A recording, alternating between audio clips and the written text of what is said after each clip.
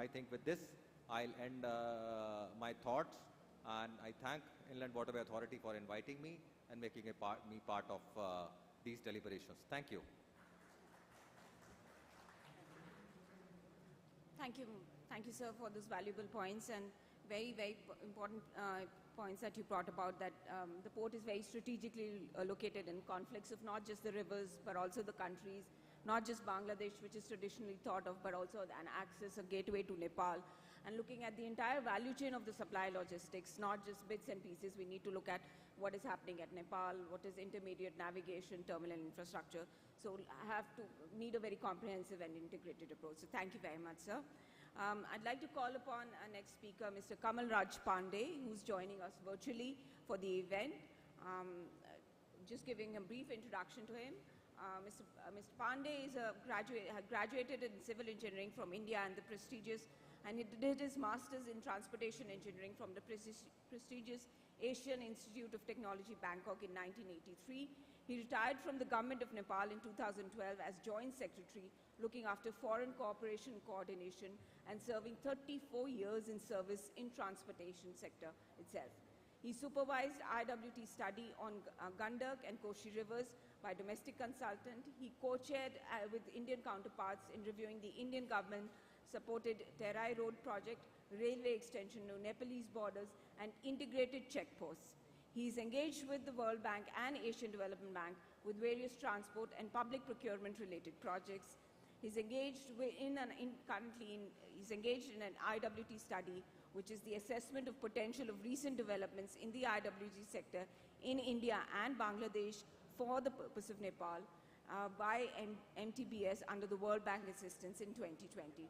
We welcome you, sir, to this conference, and over to you for your discourse. Thank you.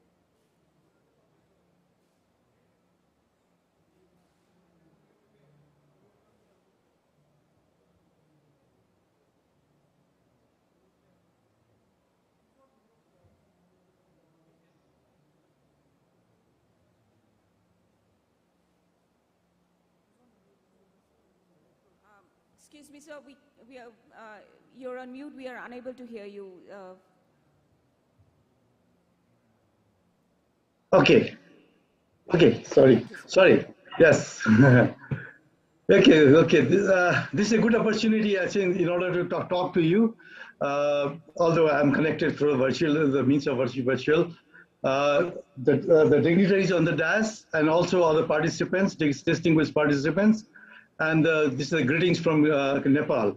And so this is very light-heartening in order to hear from Calcutta Port the story and what sort of encouragement and the support that has been extended to Nepal by the Calcutta Port Authority. We very much appreciate that.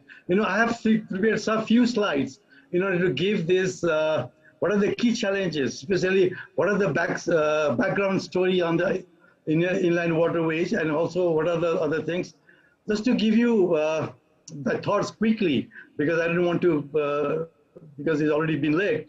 So we all have, because the treaty was signed with India in 1960, and that is a formal follow-up on the trade with India as well as the third country by India, the transit, and also followed by the till 2004, 2005. And most of the transit cargo movement was by truck from Calcutta Port.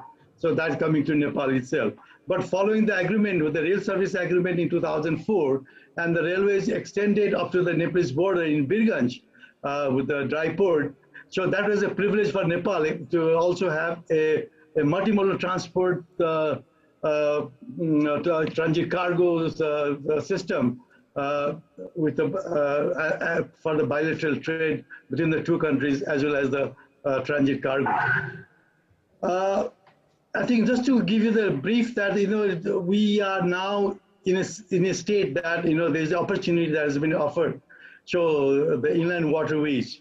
So comparatively, yes, in terms of the transport cost, there is very well comparable, and then is also because we facing a high cost of transport, the freight movement of transport. So that has been all reflected in every documents and every research paper itself. Next. The total our trade stands around 11 billion with almost 92% import. So only the 8% is a slow export. We are trying our best in order to export because increase in the quantity, increase in the volume for the trade itself. And also, this is also very interesting that, we have 89% of the trade with India and transit trade by India. So around 10, 11% that comes by year, and then around 1% with the Chinese, the trade link from the Chinese border. Otherwise, the rest of the 89% that all come through the, so this is coming from either Calcutta port or Haldia port or the Visakhapatnam port itself. So this is a great privilege for us. And the transit trade through India has played an integral part. So this is recording in progress. Allowing the access to third countries, and the freight transport cost is comparably higher than the South Asian. So this is recorded. So we are trying our best so that what are the opportunities we can bring down those transport costs itself. And the current transit freight transport via Calcutta, as I said, and the Haldia and the Visakhapatnam, all rivers in Nepal drain into Ganges because they are the tributaries to the Ganges itself. So this is another privileged position for Nepal that, so we can also take up this inland waterways. Next. This Nepal, so we have around 6,000 rivers with a cumulative length of 45,000 kilometers. So this is the unique Nepal is having, and harnessing this potential, the river potential is the greatest challenge. Now we are trying to utilize this potential into the transport as well. And for rivers like basically the three rivers, I think four rivers, Mahakali and the Karnali, Gandak and Kosi. The four rivers are the perennial source of the river, and that is the snow fade and it comes from the Himalayas. And these are the very potential for initiating this transport facilities. And other rivers are mostly originated from the Mahabharat and the Shivalik range. And these rivers are basically the snow fade or the precipitations or the springs. And the rivers carry, the other challenge, the rivers carry high degree of water sediment. So this is the challenge we face because a lot of sediments that's coming from Nepal that goes on depositing into the Bay of Bengals. So this is true. And then the study found that the depths of Nepal is because we have been carrying out the studies for a long time in order to explore the possibility of waterways transport. And then it's also found that the depth is very shallow in our case. And also there is a high current and the rapids, which is difficult to negotiate at year round. Next.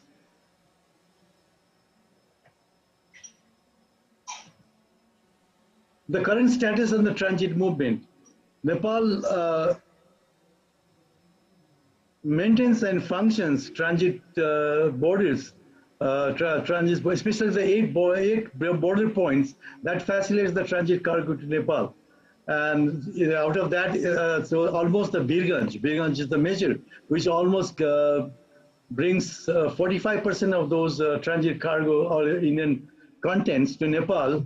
And 45 with with the ICPs and the ICDs, and with the railway network bringing it into Nepal, and the total days, and 18% of the other cargoes from Bhairava, and the 12% from the Biratnagar. So these are the three major ports in Nepal, which is operational and with the high. Nepal has access to all the three seaports. As I mentioned, Kolkata, Haldi, and the Visakhapatnam. And the Visakhapatnam is now emerging in case of the transit trade. If you look at this, some of the data itself, the transit is emerging as a major port for handling Nepal-bound freight containers, as it offers better handling facilities, less congestion, accommodating higher capacity container vessels, and more frequent rail services. But I am very much pleased to hear also from the Calcutta port side also, because they are also improving, and that will be facilitated, and that will be more competition.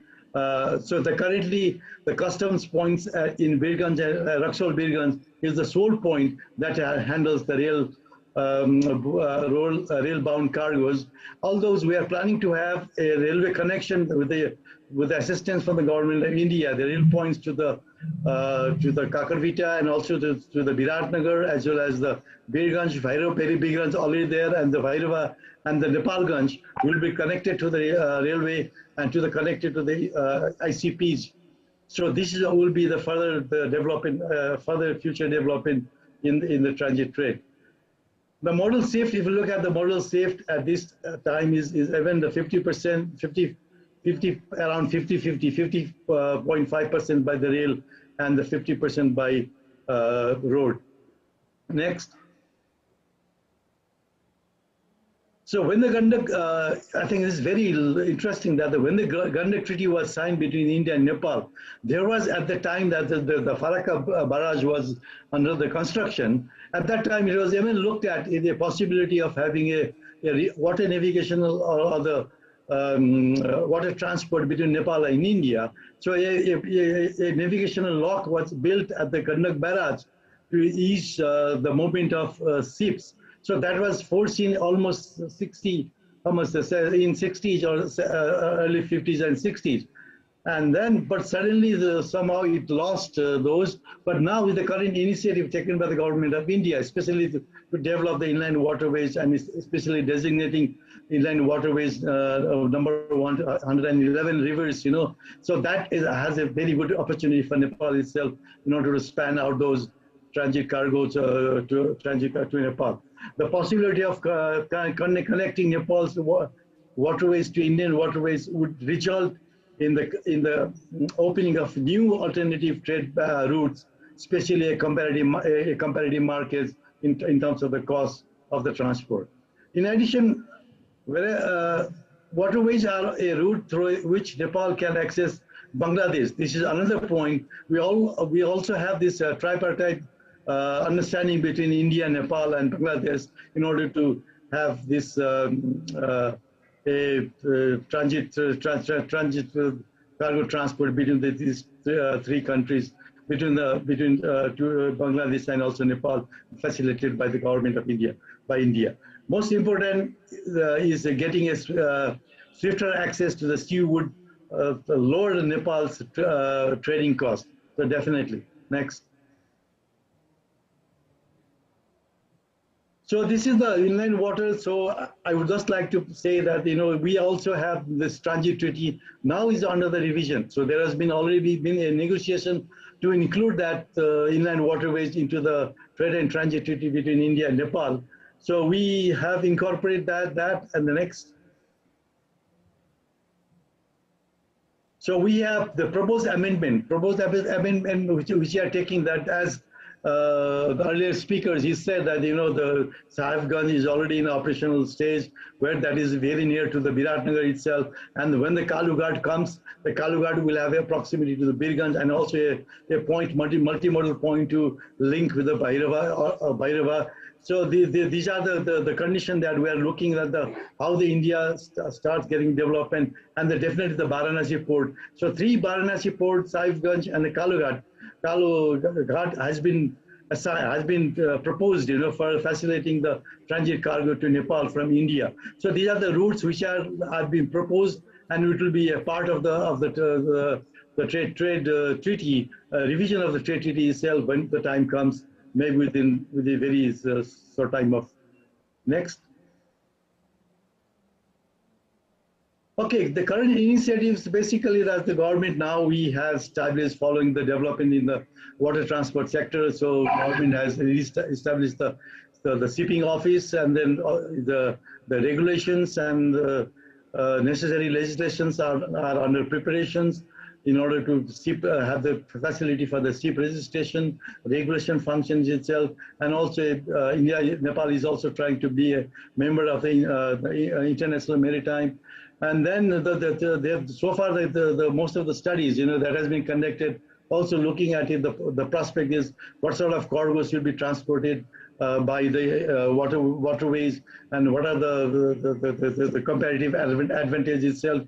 So all these things, the study is being at the different stages that they are going. So now we're also looking at the possibility of private sector investments in this sector, how the private sector can participate in order to facilitate the transit cargo from bringing transit cargo from Calcutta port to the Sahibganj or to the Kalughat, and then through the at the next in the near future, then coming to the through the river itself once the necessary infrastructure are taken care of. Okay, these are the way forward. Next. So we looking at now this multimodal transport, the route Sahibganj to Nepal border, exactly looking at in order to more operationalize the things, development of physical infrastructure in Kalughat, especially for the multimodal transport for the time being, and then later on stages of the extension of that bars to coming to the Nepal border. And then after completion of the Kalughat terminal, operationalization, multimodal transport route to Sunoli, to Bhairava and Jogbani, Biratnagar and Raxol, Birganj. And then also the operationalization of the inland water transport routes, NW National Waterways 37 and National Waterways 58. So once they take care of this development of these waterways, that will facilitate the transit cargo coming to the Nepal border itself, where that facilities can be possible of having it near the Gandak border in Nepal and also the Kosi border between Bihar and Nepal. And developing and extending inland water transport to the feasible location, both technically and financially, either the freight transport for passenger transport and also the limited to tourism purposes. We are looking at all these aspects now, looking more deeply and looking at the prospects of developing the inner waterways with the support and with the facilitation for the government of India or the India government. Thank you. This is the rest of my presentation. I'd like to take the opportunity to thanks to the organizers and also the privilege to be here, to be on, although connected with the through the virtual. I thank all of you for listening this my presentation. Thank you.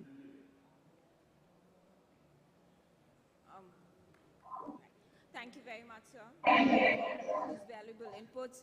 It's very interesting to know that India and Bangladesh, we continue to be one of the largest trade partners as well as transit partners with Nepal.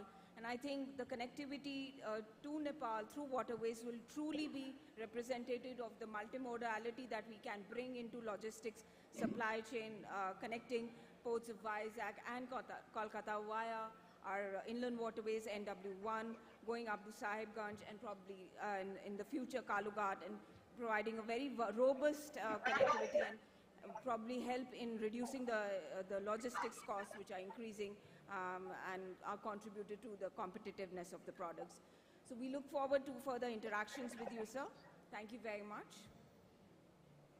With this, I'll move on to the next speaker. I would like to call upon Dr. Akhilesh Mishra, Special Secretary, Transport, Government of Uttar Pradesh. Dr. Mishra is IAS of UP Cabinet cadre. He's had very vital postings, 36 postings across various districts of Uttar Pradesh in various administrative development policy-making positions. He's been in provisional service, civil service of UP government and a senior agricultural office. So welcome aboard, and we thank you for sharing your views. Welcome you. Thank you.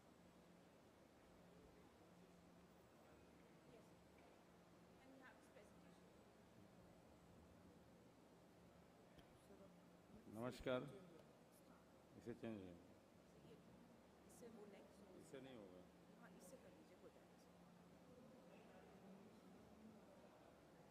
presentation नमस्कार once Rahim said Rahiman pani rakhiye bin pani sab soon. In Shastra there is written one word yatha pinde tatha brahmande. So water is everywhere, so why it is not in the transport? It is very well in the transport, and we will go for it. I will be centered around what we are doing in UP, in Varanasi, which is a part of National Waterway 1 presentation. Okay, I am Dr. Akhilesh Mishra. Next. So we are going to have an administrative setup in Uttar Pradesh, which will consist of one director. We are in process. That is, our transport commissioner will be ex-officio director for that. It will followed by other members like joint secretaries, joint directors, joint commissioners. There will be 4 in number. Then these all will be from ex-officio cadre. Then we will have 4 officers on deputation and 10 of them on outsourcing proposal. So we are going to have a 19-member team, administrative team, which will be partially or fully dedicated for the infrastructure development in Uttar Pradesh. The prospects of promotion National Waterways 1, because Varanasi is a major part of Ganges, and we can have a major item and ingredients there.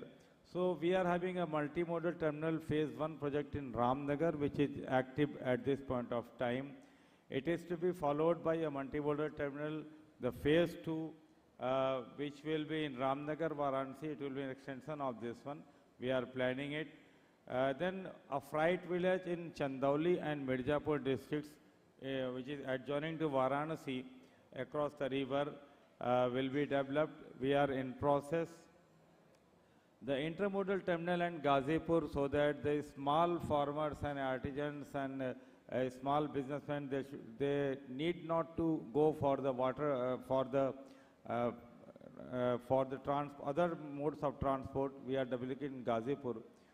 And this all will connect to various road infrastructures across and in the vicinity of all these multimodal transports. This will, and we are having also a ship tracking system at Ramnagar, which will be extended as soon as we go forward.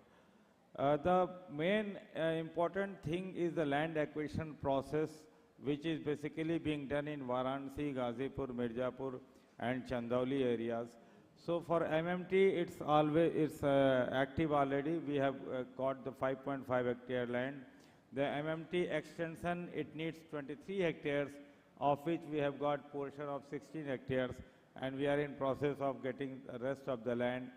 The freight village, it will be a big one, which will include the freight from the railways, dedicated corridor, and it will need a 41 hectare of land. We are already having a part of it, and we are in process to get other part of the land.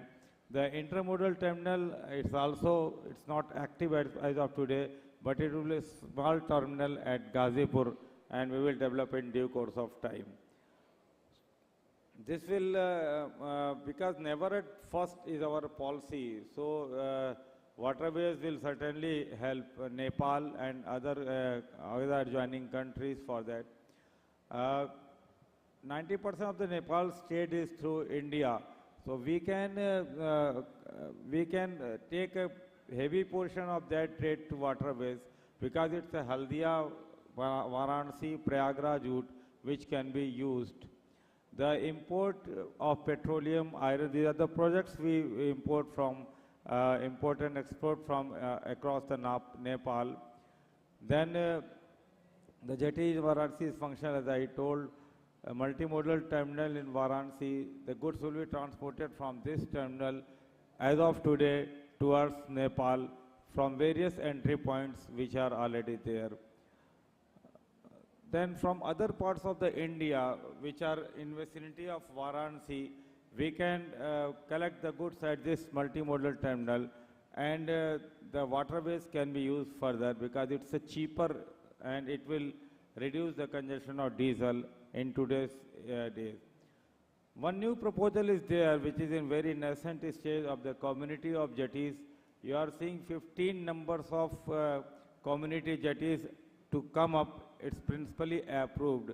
So this will help the artisans, the locals there to collect their material on these jetties, jetty points, so that it can be recollected at the multimodal point and can be exported or can be transported to wheresoever it is possible.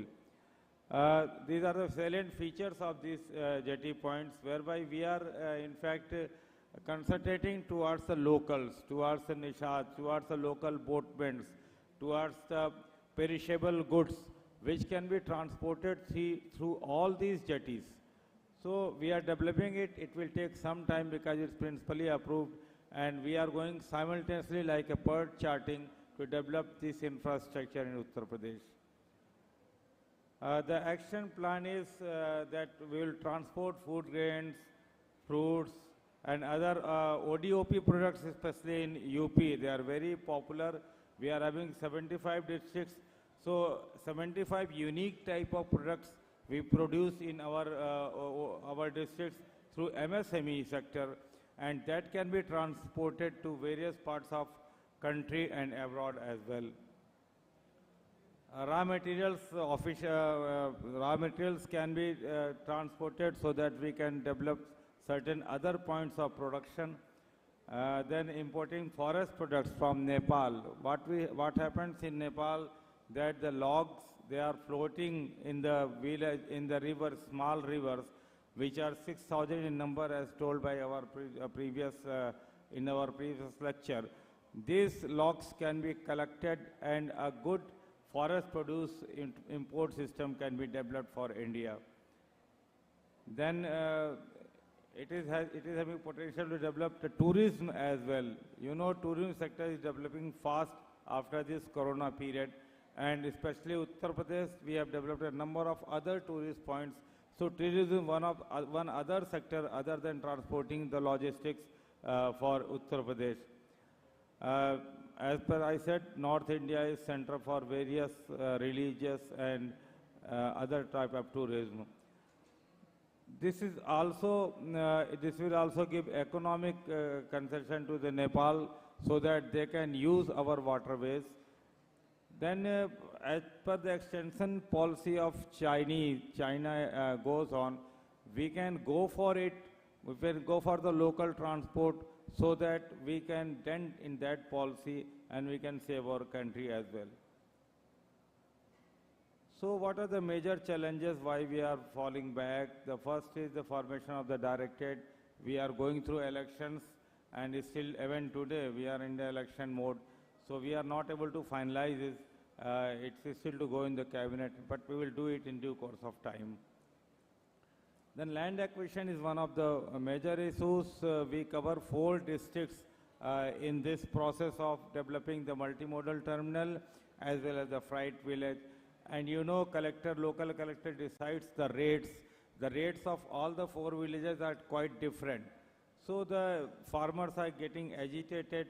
Why Varanasi is getting more money, why Mirzapur is getting less money. That is a typical feature which we are solving slowly. So we will go for it. This is one of the major blockades, and we are having regular meetings to solve out this land acquisition problem.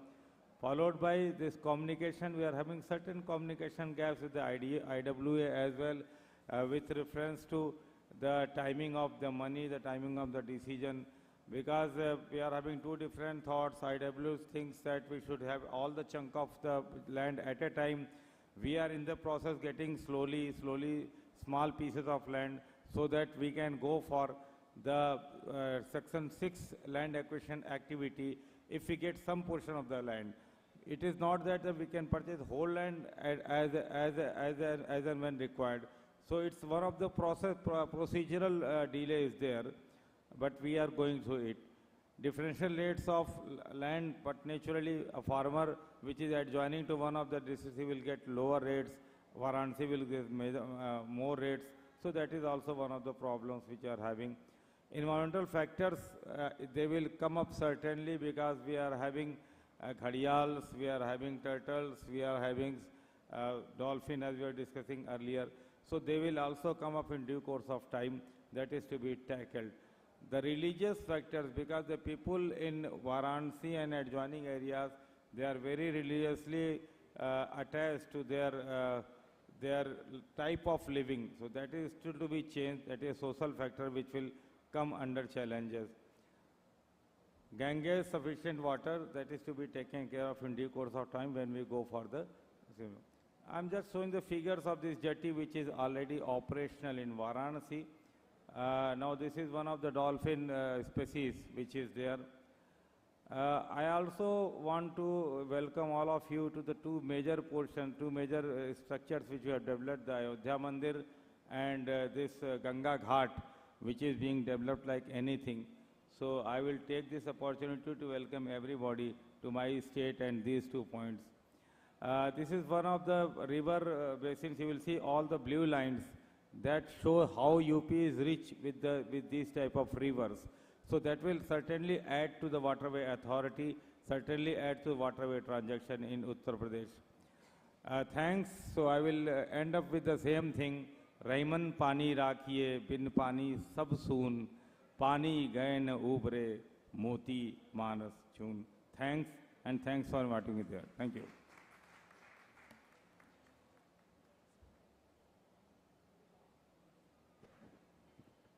Thank you very much, sir, especially in the notes at the end.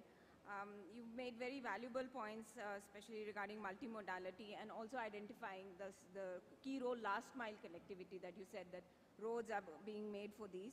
Land acquisition, again, a very vital point for all infrastructure projects. And to that extent, at least waterways do provide a naturally available road, a mode of transportation, a route. At least land does not need to be acquired for building as we need for road and rail. So at least that part is mitigated and other environmental aspects related to that. Tourism is very, very vital part of this entire route, and we already have a lot of tourism cruises which are going on, and I think we have a subsequent session on that. So very vital points. Other than just cargo that we've been hearing and talking about, community jetties, passengers, tourism, new dimensions that you've added. So thank you very much for that, sir. So we'll move on to the next speaker. I'd like to call upon Mr. Yash Jalan for this next. He's the director at River Water Link and with the company which looks at end-to-end inland water logistics. The company commenced its business in this field in the year 2016, and ever since, the group has created a strong presence in West Bengal, Bihar, and Jharkhand, with self-owned fleet of 5 vessels and a few chartered ones. The organization believes that the National Waterways of India can be a game changer for logistics, not only for India, but also its neighboring countries. Welcome, Mr. Yash.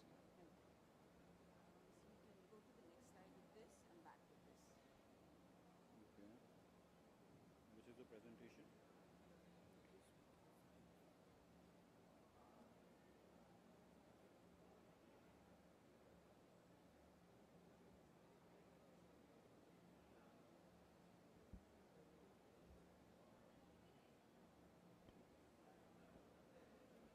A very good evening to one and all present here.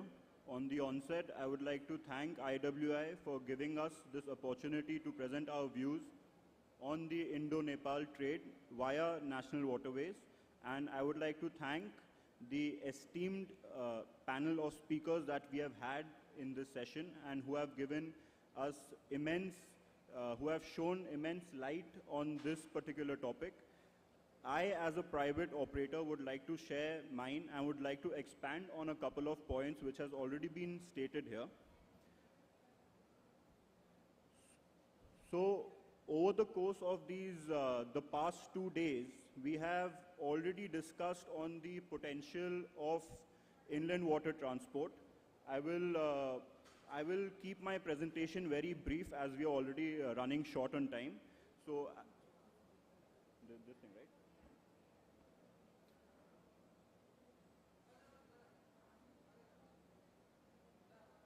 Yeah, all right. Okay, perfect.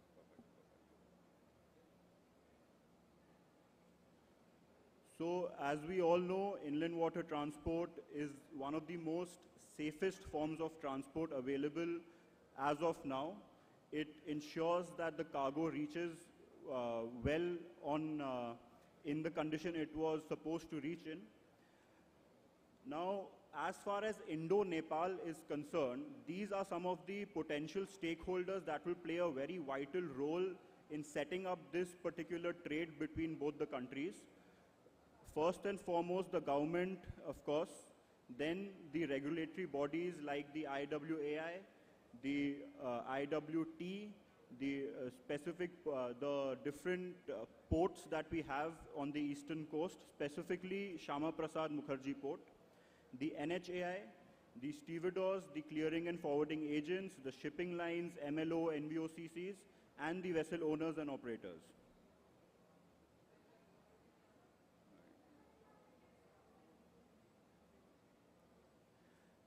At present, there is close to 7,000 containers moving to Nepal on a monthly basis.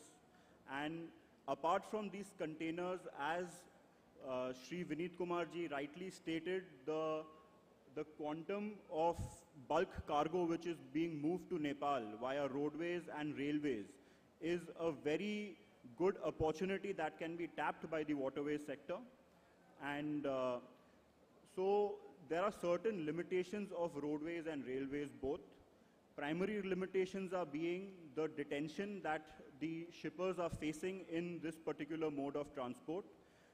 Via waterways, we can aim to decrease these detention periods. But yes, waterways is a slow mode of transport as compared to road and railways, but still it is one of the most efficient as well.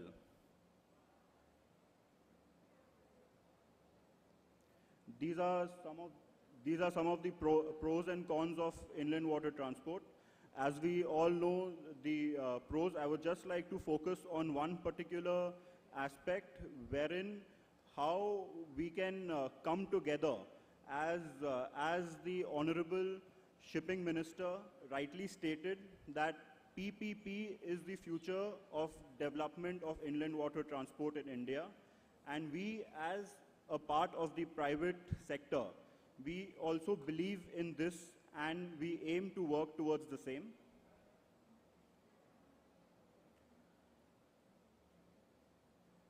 So, ladies and gentlemen, coming to what we are proposing is, as we heard, Sahibganj is one of the proposed locations wherein Nepal cargo can be transported from. The second location that the government is considering is Kalughat. Now, Kursela, ladies and gentlemen, is a point on the north bank of Bihar, which plays a very vital role, and it is of strategic importance why this area should also be considered for Indo-Nepal movements. First and foremost, it is just 550 kilometers from Kolkata, and as we all know, Kolkata port is one of the main transit points for Nepal-bound cargo. Secondly, it is more centralized in terms of accessibility from both the borders, the primary border being Birganj and the secondary border being Biratnagar. So when we take the overall distance into consideration, right from Kolkata up to Kursela and then further to Birganj or Biratnagar, we can reach Birganj in less than 950 kilometers using this mode, using this area on the north bank of Bihar. And whereas Biratnagar is just situated 115 kilometers from Kursela. Another very important factor why Kursela can be one of the transit point for Nepal-bound cargo is the all-round availability of draft all round the year it's very good, as we are already operating in those areas. We are getting on an average of 3 meters of draft at this particular stretch round the year. And as we all know, to make this mode of transport more efficient, we need to load the barges to its optimum capacity.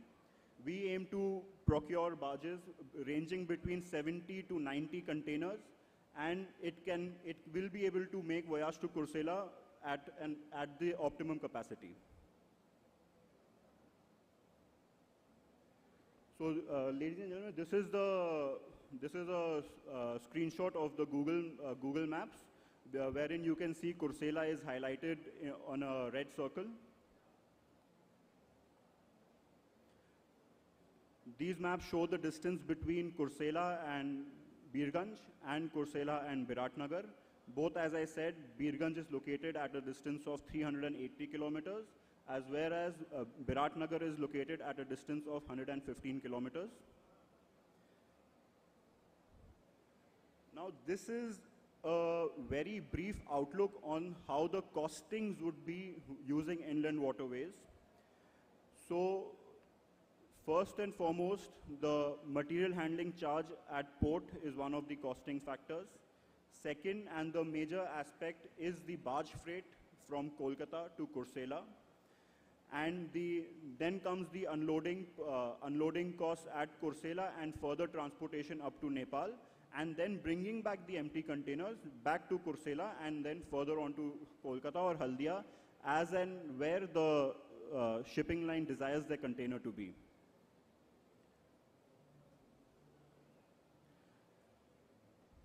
This is a brief comparison between the costings between waterways plus roadways, only roadways and only railways. Now, we have been rightly said waterways is one of the cheapest mode of transport. Yes, it is, but still we have to aim towards and achieve that goal of making it the cheapest mode of transport.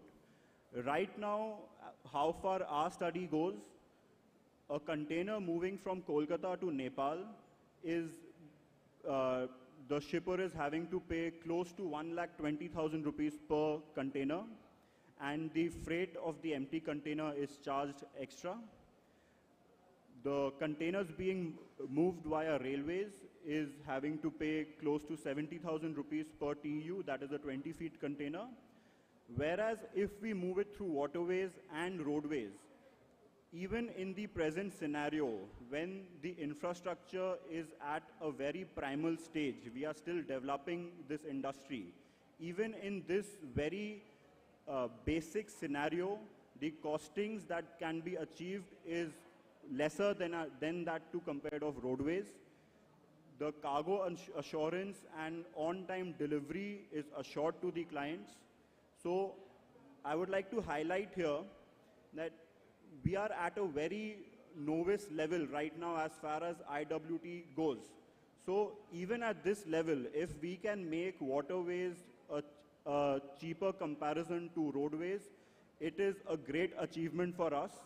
But yes, we have to compete with the railways, and down the line, I'm sure we will be able to get there.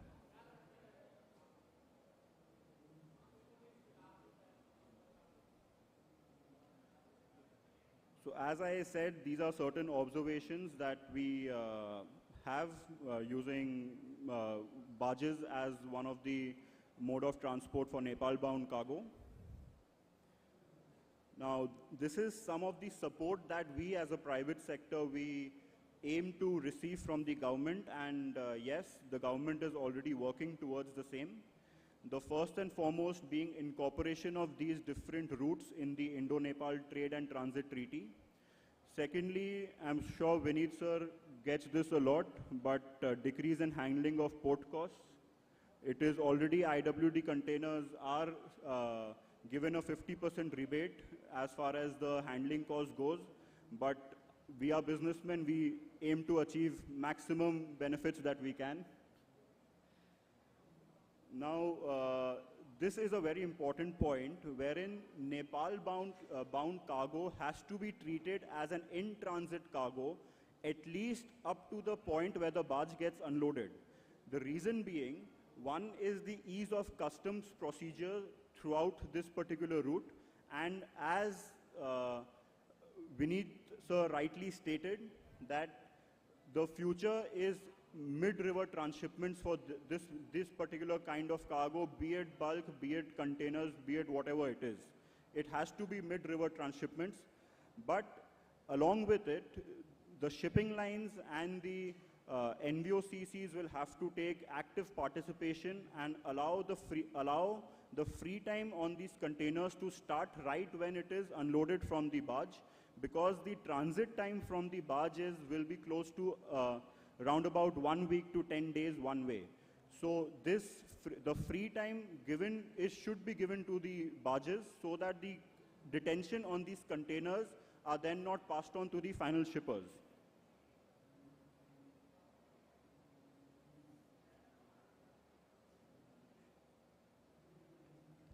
In the end, I would like to thank everyone for being a very patient listener, and I am sure with the support of the government, with the active participation of all the stakeholders, especially the private players, I sincerely feel we can aim to achieve excellence in this industry, and slowly we will get there. Thank you so much.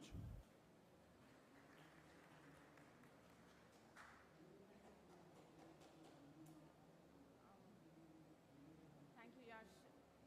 Right. Thank you, Yash, for this, perspective of the private sector. We've heard a lot about the bulk cargo movement ongoing on waterways, from what are the initiatives that are being undertaken, but it's interesting to know what are the actual on-ground realities that you face, and also very good to see the numbers that stack up with the basic infrastructure that waterways is able to compete with roadways, but if additional enhancement in navigation or cargo handling infrastructure is provided, what wonders it can do. So very good to note, sir. I'd like to call upon the next speaker now.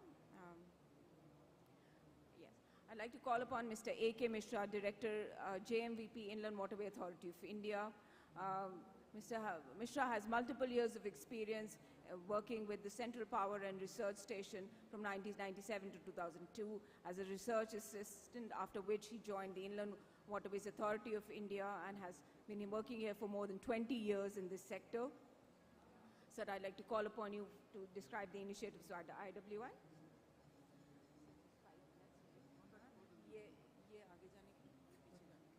मैं आपका वो भी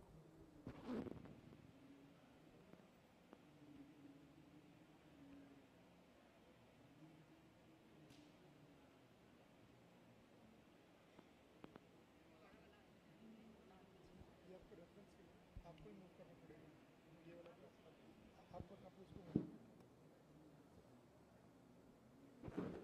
Good afternoon. I will try to finish my presentation within a very short period.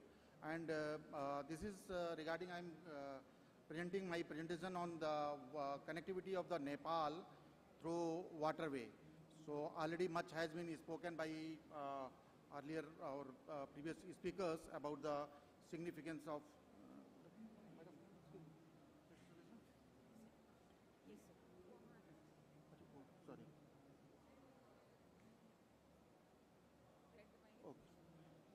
So already, thank you.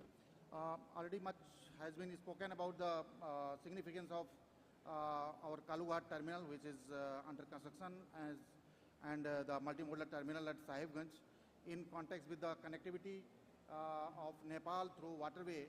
So I will not take much time to explain on that part. Only the thing is that this is the about the journey of IWI. Till 90s, only one waterway was there, and then from the 1993, another two waterways were declared, and then up to the 14, there were only 5 waterways. And in 2016, with the pass of this Waterway Act of 2016, another 106 waterways were declared by the Government of India. Under those two waterways, that is, one is the Gandak River, this is waterway, national waterway number 37, and Kosi River, this is waterway number 58. Those two waterways were added, by which we are now here stand to say that we can provide the waterway connectivity, Nepal connectivity with the waterway. So this is just a technical justification which we heard from the other speakers also about the technical justification of the inland waterways, and then the environmental benefits of inland waterways, and then social benefits are also there, by which we are creating the jobs through this new sector, as well as we are enhancing the livelihood to the people living in and around the waterway, and also doing the business in the waterway. So this is the activities here. Rather than speaking much about the other parts, I will focus on the activities which IWA is taking to provide the waterway connectivity with the Nepal and other parts of country. So here the four parameters I would like to mention. One is the cross movement across the river. So for that we are, Inland Waterways Authority is providing the jetties on both the bank wherein the road connectivity is there, but waterway is the one bottleneck by which we can't cross the one bank to the other bank. So one is cross and another one is longitudinal fairway development and maintenance, which is continuously we are taking here. As far as the Nepal is concerned, we are providing the fairway through the Gandak River, and Gandak River is connecting with the National Waterway number 1, and with the National Waterway number 1 we are connecting the two our terminals which are on the north bank, that is Varanasi, as well as coming up terminal Kaluwar, that is the containerized terminal, through which we can provide the connectivity to Nepal by with the way of multimodality. So one is cross waterway connectivity, another one is longitudinal, and the third one is that is the logistic, reducing the cost of the logistics. So for the reducing the cost of the logistic, we are providing the logistic parks. Right now we are developing these parks at the adjacent of the two multimodal terminals, one at Varanasi and another one is at Sahibganj, through which we are going to add the value addition, doing the value addition in the cargo and the multimodality. And this multimodality will be done with the concept of the Gati Shakti. So these three things which IWA is doing, and then as far as the policy support is there, this is also being given by the IWA. Like these slides you can see, with these slides we can see how we are going to connect the Nepal with the river Gandak, and then the next slide, this is the Kosi River, by which the connectivity by waterway, National Waterway by number 1, then by road, and then if we are going through the Kosi and Gandak, that is also has been mentioned, that the distance has been mentioned. I am not going to read it again. It is well known. Here the things are there, that how we will, what are the options available for connecting the Nepal with the road as well as with the waterway. Okay. So with the waterway as well as with the road. So this also I am skipping. These are the policy supports which I would like to speak, that in the protocol treaty with the Bangladesh, which was earlier done in 1992. Therein the waterway was not included, and now in 2018 the waterway has been included, for which all the policy interventions are being undertaken through the Ministry of External Affairs by the Government of India, and this support is also being given to the will be given to the operators for operating their vessels. As far as the requirement of we listen in the our presentation of the Mr. Jalans, what he was expecting, so that I would like to mention here. Now the operators are there. Now many operators are there who are willing to come in this sector with their complete package. Under that package, they take the responsibility of operation and maintenance of the vessel, and they are willing to develop their jetties also on the bank and the location wherever they need. They are coming with their vessel investment they are doing, and then the land also. What we are hearing now, the operators and the industries is willing to come with their land also. They are taking the lands on lease. So these things are there. The support they need from the Inland Waterways Authority or government will be only to invest on the infrastructure like fairway development. That will be the Inland Waterways Authority's responsibility, and then the provision and the support in respect of the availability of this information about the depth, what depth and how much depth is available at which location, so that they can safely and confidently ply their vessels. So that support, as well as we are talking about the policy support. Policy, in respect of the policy, the government has to is coming forward with all type of policy, whether it is taking the land on lease, our vessel design related things are there. That supports also government is doing. And if any dialogue is to be established with the state government, as we earlier listened from our Special Secretary Transport, Government of UP, they are also coming forward to support all the type of, giving all the type of support in respect of the development of the national waterways. So for these things, inland waterways will be coming up and will be providing the things as far as the logistic, with regard to the crossing of the river is concerned, because I understand that if you are going to give the connectivity by the road, sometimes the things cargo wants to come from one side or the northern bank of the river to southern bank, they may not be having either the breeze or the other things. So for that, IWA is coming up with the 5 pairs of RoRo terminals and RoRo operation facilities. And these 5 pairs, right now we are, 1 pair will be in UP, and 3 pairs are in Bihar, and likewise in West Bengal and Jharkhand is also there.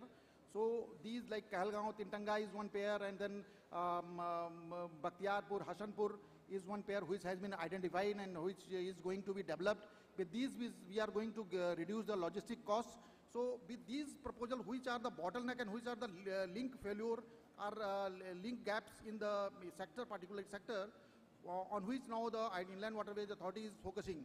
As far as the challenges is concerned, challenges are there in waterways, but at the same time, if you compare with the roadway, there also some challenges are there, and these some of the challenges I had mentioned here, like the restriction in the sometimes clearance, because the bridges in some waterways are having their low vertical as well as the low means small horizontal clearances, through which it is difficult, sometimes it becomes difficult to cross the vessel. And then sedimentation also is the one issue on which IWA is certainly on these things. Sedimentation is issue which subsequent to the every rainy period, the silts, huge silts is coming from the upstream and it is getting silted at a certain location, for which IWA is coming forward with all the solution, giving the information about the siltation patterns and sometimes insufficient discharge, the regulation of the barrages which are constructed upstream of each waterways. Those are to be regulated properly. For that, some coordination is being established by the IWA. Certainly, this is a slow but a consistent mode of transportation. As well as the challenges you can see, then in the roadway also is there. So it is not like that in the constraints are there in waterways. So I had mentioned that this is about logistic park which is being constructed at Sahebganj, addition to the multimodal terminal, which will certainly reduce the logistic cost for transportation through the waterway as far as the connectivity with the Nepal is concerned. So under this, already the land has been acquired, 120 acres of land has been acquired by the IWA, and this land for the development of this multimodal logistic park.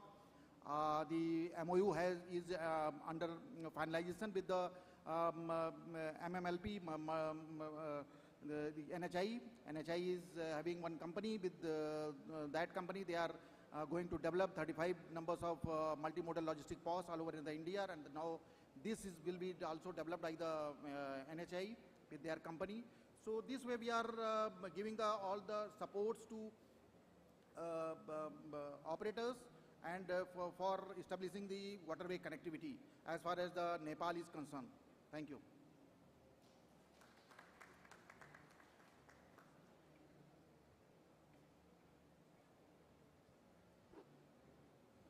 Thank you, sir, for apprising us of all the initiatives that are being undertaken on the National Waterway 1, which will provide an impetus to the connectivity of the coast for Nepal. So we've come to the end. I'm sorry we're running out of time for the question and answers, but I would just like to take a brief seconds, a few points on summarizing. So I think beginning from Kolkata Port, I think very valuable works, initiatives that are being undertaken in terms of creating a dedicated harbor for IWT terminals, mid-sea transshipment, handling almost 38 lakhs of coastal cargo. So already a lot of steps have been taken, and the port has a culture and heritage of handling inland waterway transport, and it continues to make progress in those inroads. I think Uttar Pradesh is also making a lot of initiatives in development of the multimodal terminals, the freight villages. I think one of the landmark achievements would be the development of the establishment of a dedicated inland water transport department, which can become the nodal agency to spearhead these initiatives within the state. I think from Nepal we heard a lot of trade and transit cargo and how that can be facilitated and truly bring the concept of multimodality for the rivers. We heard the private sector perspective of the challenges being faced. We saw the cost right there in our face, and a very new identification of Kursela as a potential point for development. I think that's something which can be looked at further. And at the end of the day, it's all about costs in the logistics business, so whatever that can be done to mitigate those costs, etc. And lastly, the various initiatives of Sahibganj, or whether it's community development, how the focus of infrastructure is not just on logistics supply chain, but also on a very inclusive economic development of this region that we're looking at. So I'd like to thank all the speakers very much, and I'm sorry for rushing you through this. Thank you very much for your contributions. Thank you.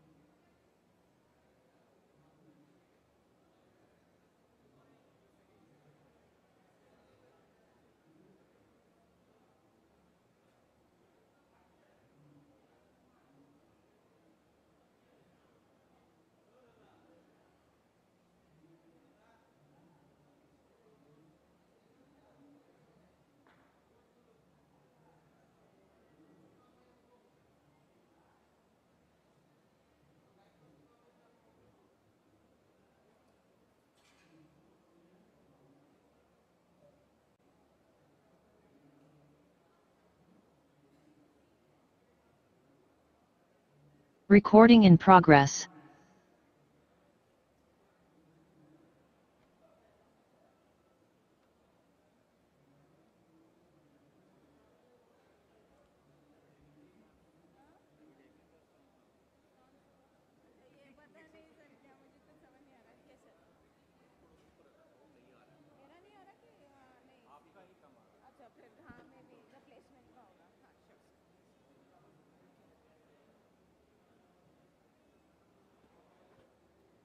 Good evening.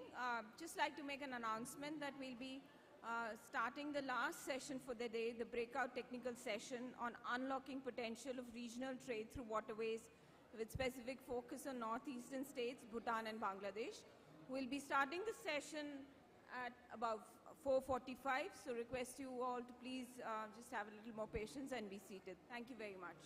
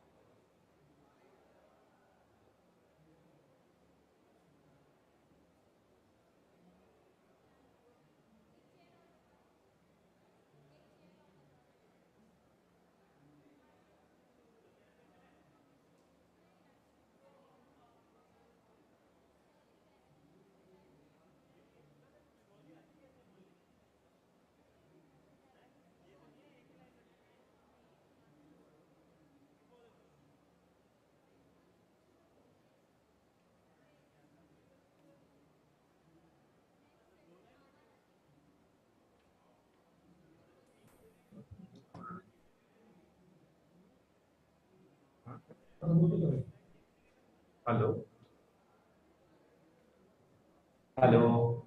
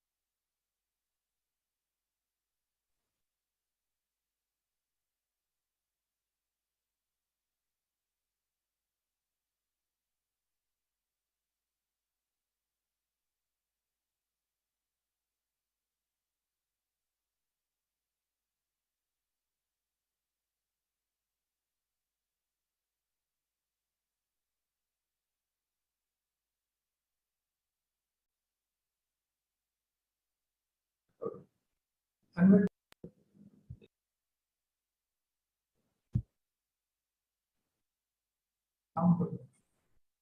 Mr. Congo. Can you hear me? How are you? Fine. I'm fine. Thank you.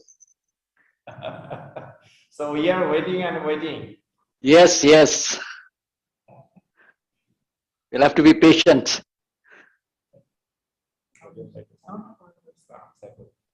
So things. But I am afraid if it is further delayed, I will have to leave.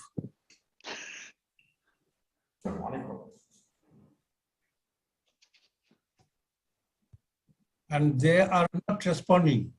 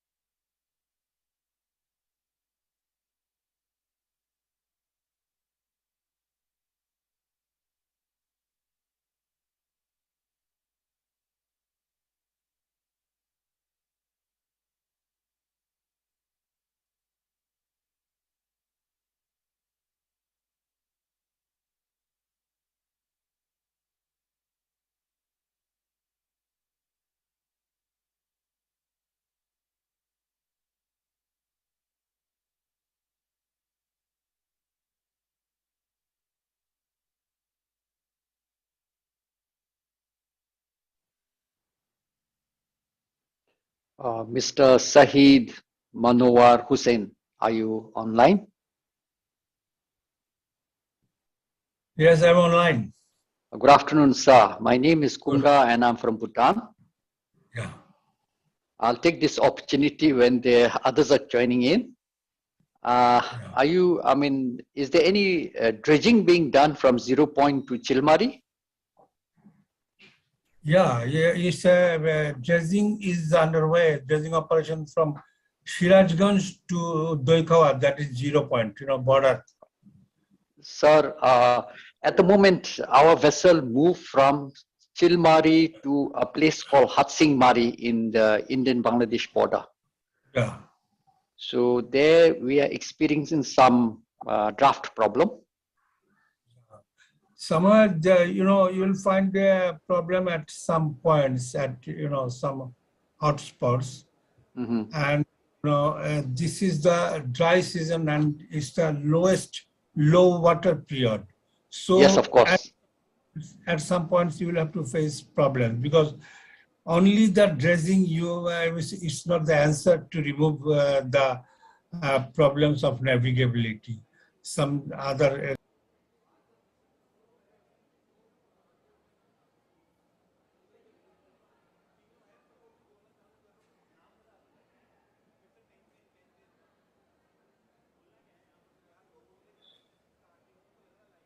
Hello.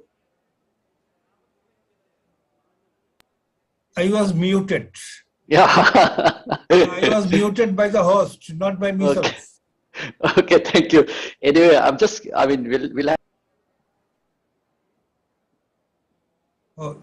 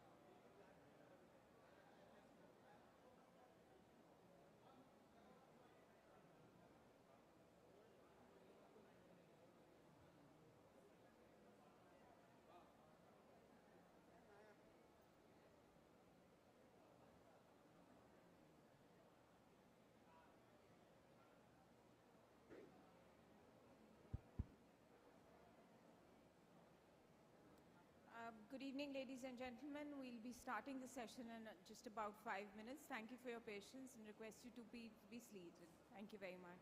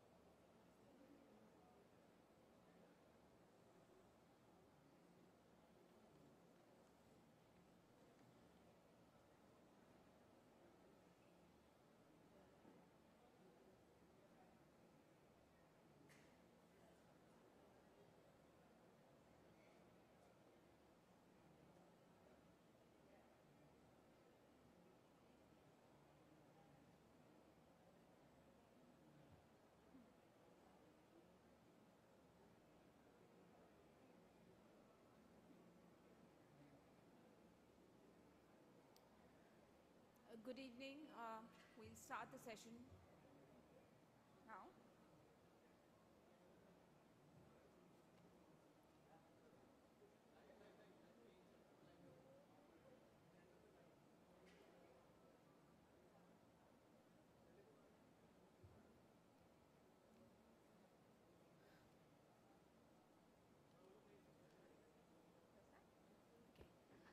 Good evening, ladies and gentlemen. Thank you for your patience. We're starting with the last session for the Waterways Conclave, which is the session on unlocking potential of regional trade through waterways, with specific focus on the Northeastern states, connectivity to Bhutan and Bangladesh.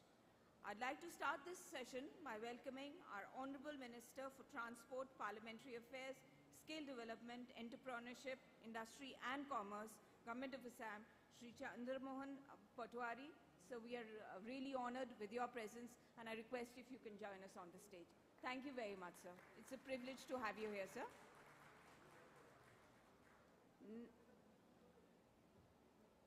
Thank you, sir.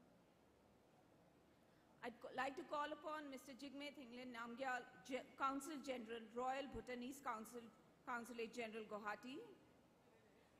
I request you to please come on stage to join. Thank you, sir. Next, I'd like to call upon Mr. Ri Hazarika, Managing Director, Brahmaputra Cracker and Polymer Limited. Welcome, sir.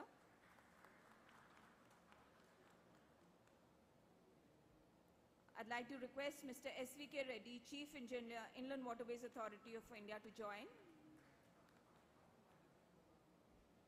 And I'd like to request Mr. Pradeep Purohit, President, Star Cement, to please join the dais. Thank you very much, sir.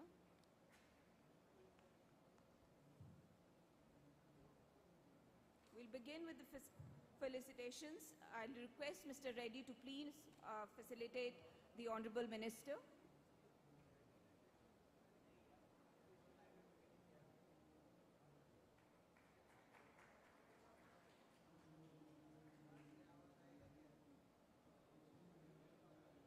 Thank you, sir. Sir, I'd like to request you to please felicitate Mr. Namgyal.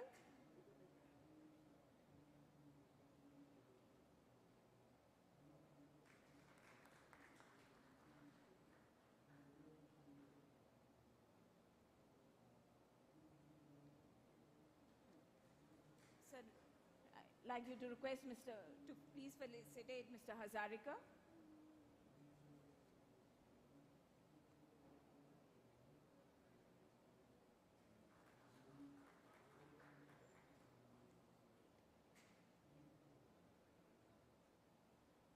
And request you to please facilitate Mr. Pradeep Purohit, please.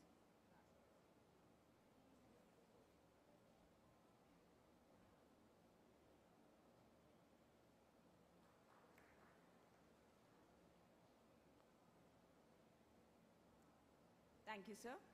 I'd also like to take a moment to welcome our speakers who've joined us online. Firstly, I'd like to welcome Mr. Saeed Monawar Hussain, Consultant, Bangladesh Inland Water Transport Authority of India. We have Mr. Fakhrul Islam, who's Independent Director, Premier Cements Mills Limited from Bangladesh.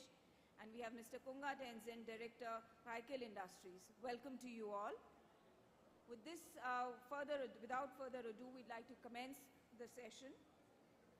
I'd like to call upon the Honorable Minister for a brief introduction to the role that the waterways are playing in the region and the development initiatives that are pursued.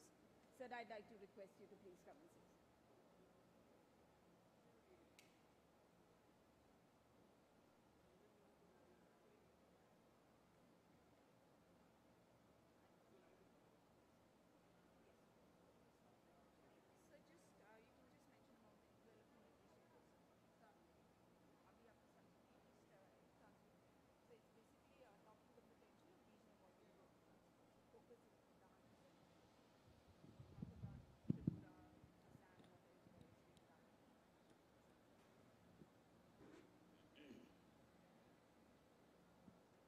Excellency, the Consul General of Bhutan in Assam,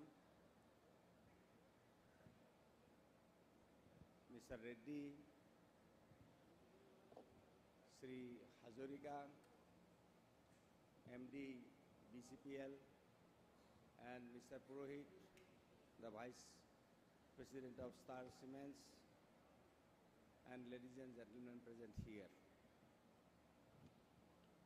Of course, before mentioning my name, actually I don't know the subject actually, on what subject is. So unlocking me? So inland waterways, the role inland water plays in regional connectivity. The role of inland water transport in terms of commerce with Bhutan and Tripura and neighboring countries. All of us, we know that the role of the Indian water transport in Assam was very important. So before independence, if we see, then our state, Assam was the richest state in the country. And our per capita income was also more than the national average of per capita income of India before independence. And it happens because our trade routes, like mainly the water route through Brahmaputra and Borak. So we were connected with the ocean and all over the world. So we got the opportunities to trade for trade and commerce. And so, you know, Assam was rich. Still we are rich in hydrocarbon sector and in tea. And so globally actually we were exporting our teas through this water route, through this water connectivity. And in hydrocarbon sector, as on today also, we are the leader of the country, as on today also. And so in 1901, the first refinery of Asia and the second refinery of the world established in Digboi by British in 1901.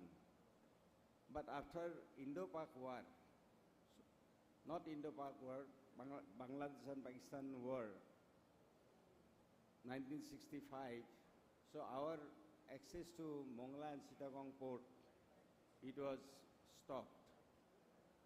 because of which our water route through which we exported our tea, hydrocarbon products, and other commercial goods through this water route was closed.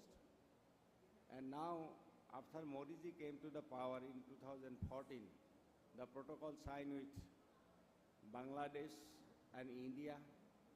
Already we have signed protocol with Bhutan and India. There is protocol of BBN countries, Bhutan, India, and Nepal, and ASEAN countries. So now, the role of the waterways, water transport, is very important for us because the cheapest mode of transportation is waterways. And after Modi ji came to the power, so protocol signed with Bangladesh, and as per this protocol, we are now getting access to Mongla and Chittagong port. Again, we are connected with the ocean. So IWAI now dredged the Barak River. It is completed already. And Brahmaputra River is under dredging, and the Brahmaputra part from Doikwa to Bangladesh, as mentioned by Nitin Gadkari in the open session today, and from Jakiganj to Bangladesh of Barak River, this part falls in Bangladesh, and Government of India has given money to Bangladesh through World Bank, and now Bangladesh government is dredging this part also. So our transportation, water transport, we have given trust to develop our water transport, and we got one World Bank project which was around 800 crores. And we are developing our jetties, we are developing ports now, and we are providing passengers. For passengers, we are now providing RoPax and catamaran, the most modern vehicles, most modern ships we are providing to our passengers who will travel. More than one crore people. In the last survey we have seen that more than 1 crore people actually every year use these water facilities in our state.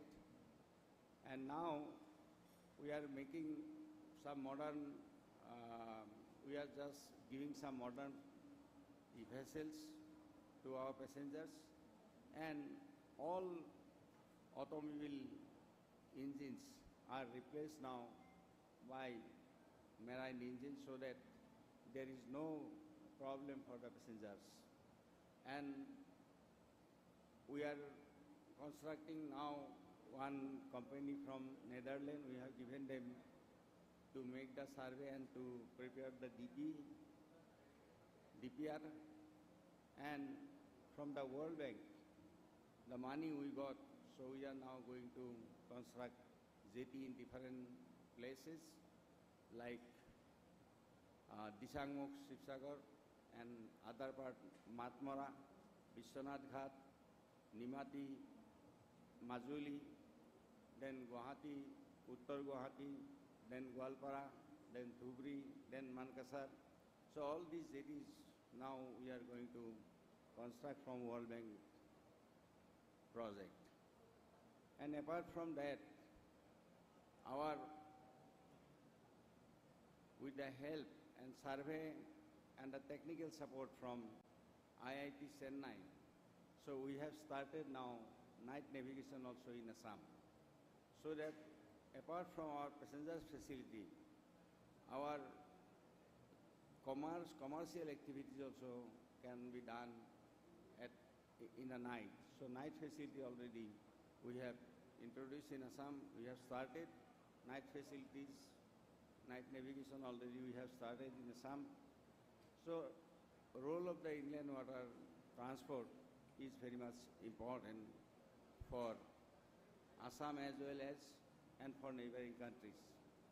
So our Prime Minister, Honorable Sri Narendra Modi ji has given thrust on connectivity. So without connectivity, it is not possible to develop trade and commerce in any state or in any country. So he has given 5 ways. He mentioned 5 ways. Number 1 is highways. Our highways are up to the mark. And today, in the morning session, Nitin Gadkari ji assured that he will construct the road as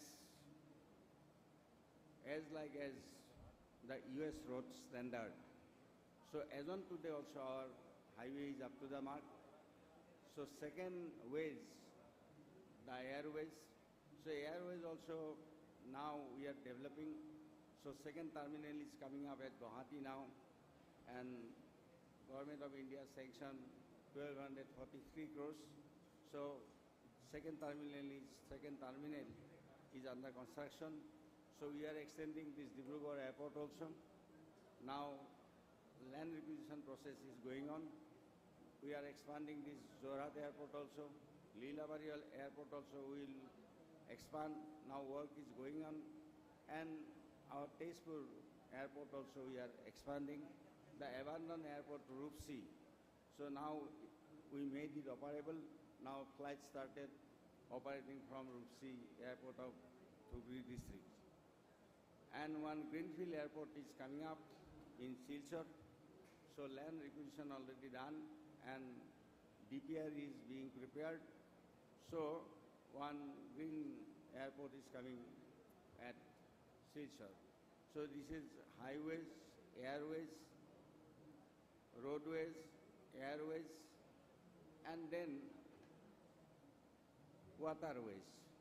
So about our waterways, I have already mentioned, and railways. Fourth is railways, and railways also up to the mark as on today in Assam. Electric rail already started in Assam.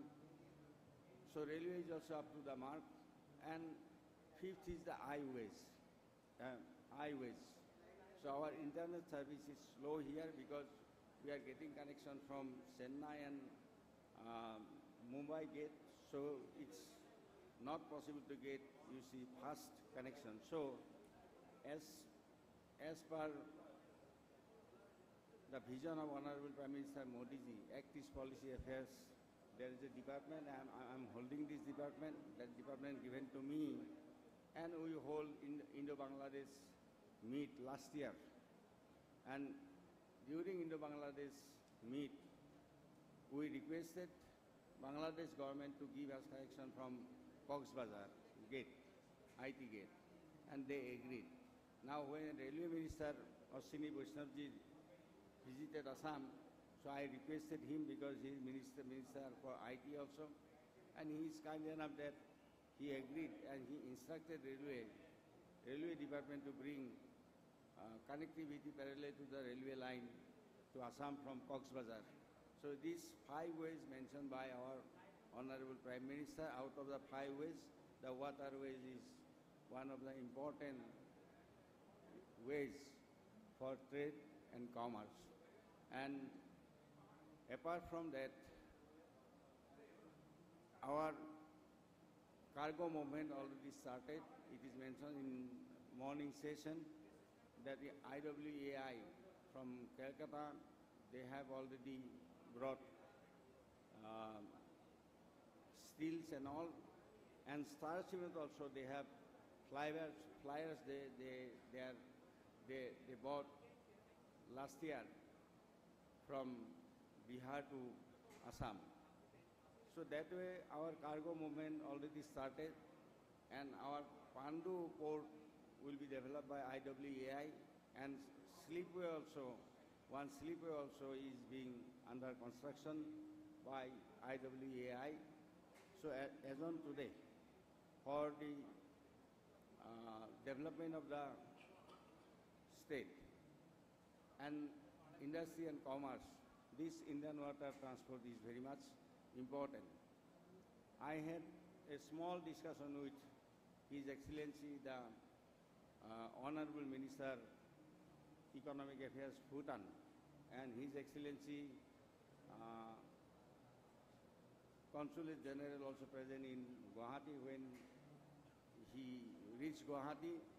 So they mentioned that actually they are also supplying, they are also exporting boulders from Bhutan to Bangladesh. And so they need to develop this one river which is from Bhutan. It is the shortest river actually. This is Godadhar River. So His Excellency, this Consulate General of Bhutan, so he mentioned, and as well Honorable Minister also, and already I have instructed our Inland Water Transport Department to make a survey of this Godadhar River, and if necessary we will raise it and make it, you see, feasible for Bhutan, and to make it easier, make it easy for Bhutan for export. So that way already I have instructed that I had a discussion with them, and they mentioned that Godadhar River of Tripura district, and already I instructed our Inland Water Transport Department to make a survey and to submit a report so that we can raise it if necessary and make facilities, water facilities to Bhutan. So waterways is most important, has got a most important role as on today for the trade and commerce, as well as our relationship with the neighboring countries like Bhutan, Nepal, Bangladesh. So that way we have given, you see, more thrust on developing this inland water transport in Assam, and we want to, because our Honorable Chief Minister now his aim to make Assam one of the 5 richest states in the country. So that way he has also given this time more thrust on inland water transport. So in the morning session I have simply mentioned that this time this shipbuilding industry, it was not covered under industrial policy.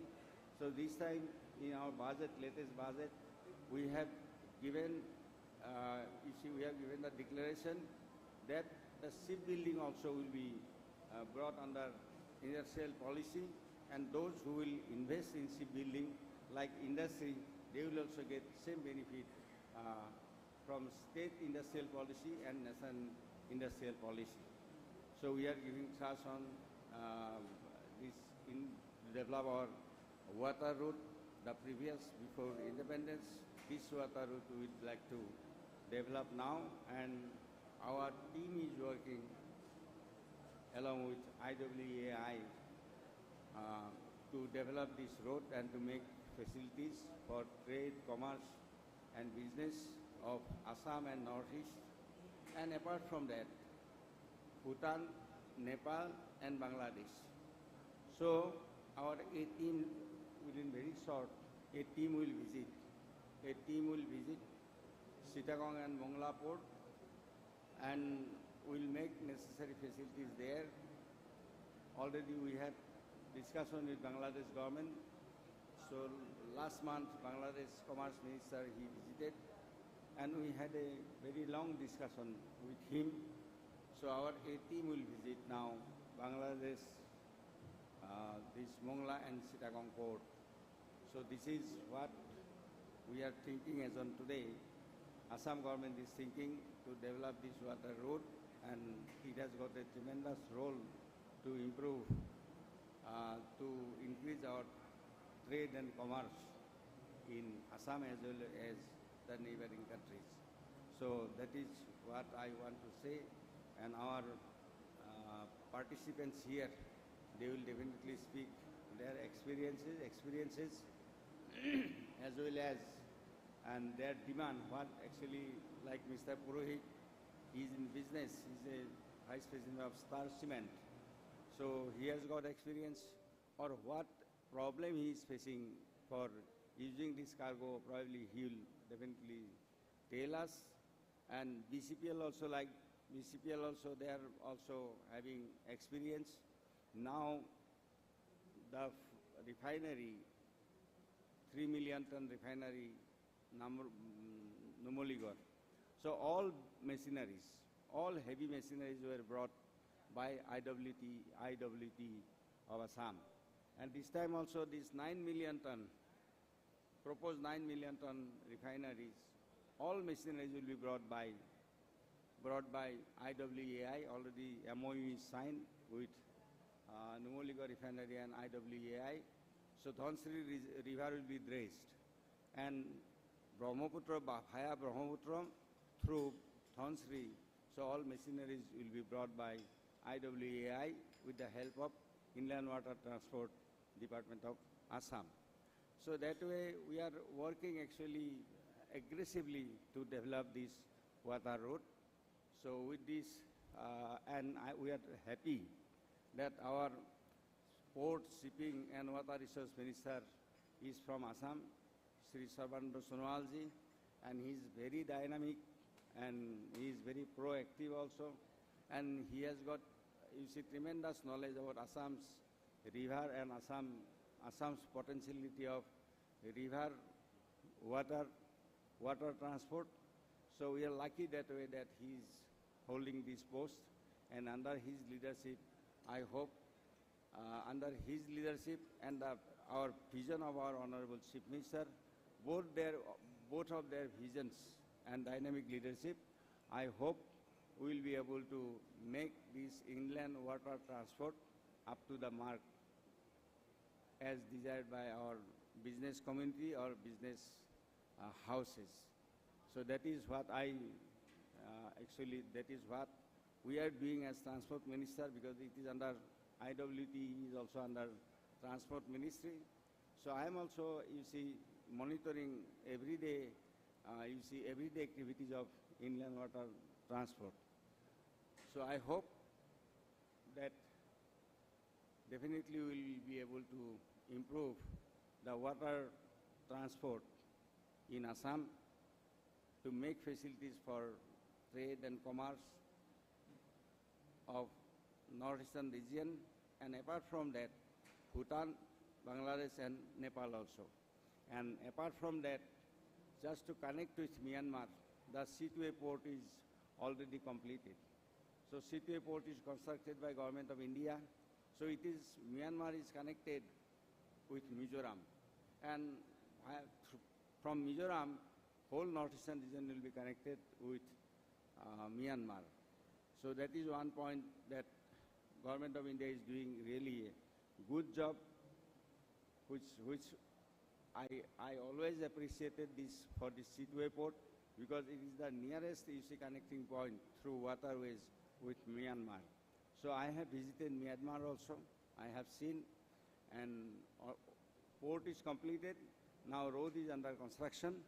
So after completing the road, the port will be inaugurated, and our, trade and commerce will start with Myanmar through these waterways, through this port, Seatway port of Myanmar.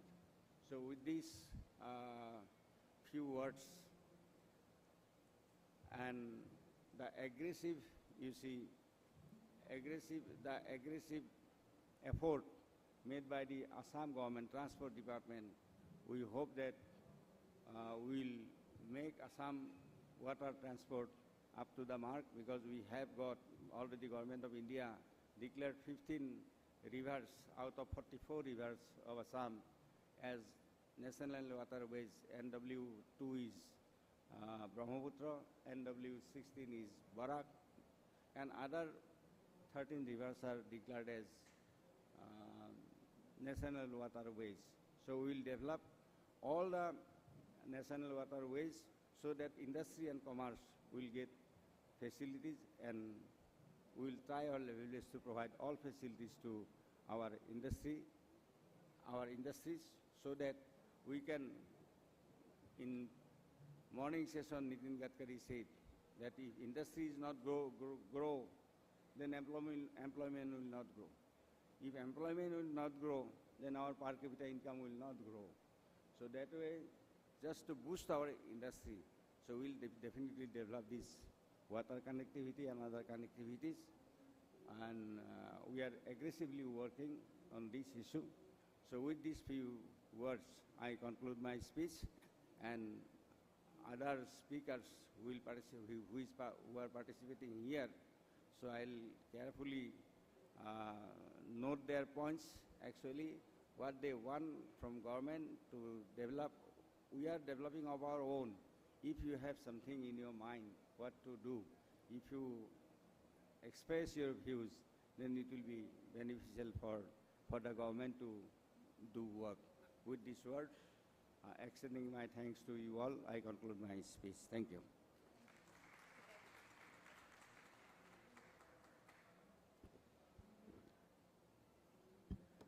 Thank you very much, sir, for sharing the various initiatives and the outlook of the government. It's really heartening to see the efforts that the government of Assam is taking towards development of waterways for regional connectivity, impetus on more terminals coming up, night navigation, ship repair facilities that are being done. And not only in waterways, you're looking at the entire infrastructure sector, development of roads, development of airports. So a very comprehensive approach to infrastructure, which can actually boost the trade and commerce. So thank you very much, sir, and we are privileged to have you here.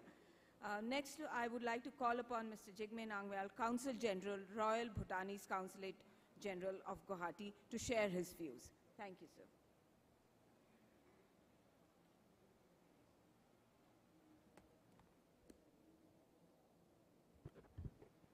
Good evening and namaskar. Your Excellency Shri Chandra Mohan Potwari, Honorable Commerce and Industries Minister, Government of Assam, distinguished speakers, ladies and gentlemen. It gives me an immense pleasure to be invited to this August forum among the galaxy of luminaries to discuss A, leveraging existing trade agreements, and B, proposal to enhance regional trade through waterways. Bhutan has a free trade agreement with India, preferential trade agreement with Bangladesh, and a trade and economic cooperation agreement with Thailand. A preferential trade agreement with Nepal is also under negotiation, and a bilateral trading agreement is being pursued with Thailand. Bhutan's need for transit and connectivity are being met through these existing bilateral trade arrangements, and more opportunities can be harnessed through the new agreement under negotiation.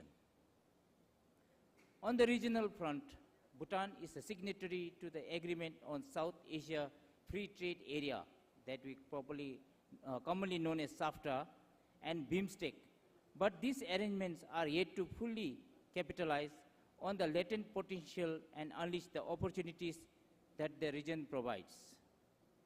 Currently, most of the trade in the region takes place using road and air routes. The current trade agreement with India allows Bhutan to use India's Dhubri riverine routes and also gives Bhutan access to the seaports of Kolkata, Mumbai, and Chennai. More recently, Jogigopa and Pandu, both of which are important riverine ports in the northeast, were approved for use by Bhutan to promote bilateral and regional trade. Bhutan's second largest trading partner in the region is Bangladesh. Bhutan signed a memorandum of understanding with Bangladesh in 2017 on the use of inland waterways for bilateral trade and transit cargoes. A separate standard operating procedure was signed in 2019 to operationalize this MOU. Was signed in 2019 to operationalize this MOU. The MOU gives Bhutan access to Mongla and Chittagong port of Bangladesh and also allows the use of coastal and inland water transport routes from Chittagong until Daikhawa and from Mongla to Daikhawa with a port of call at Narayanganj river port. Bhutan is also negotiating a transit agreement with Bangladesh. Once approved, Bhutan's third country import and exports will be facilitated through Bangladesh and will serve as an alternative to the transit goods going and coming through India.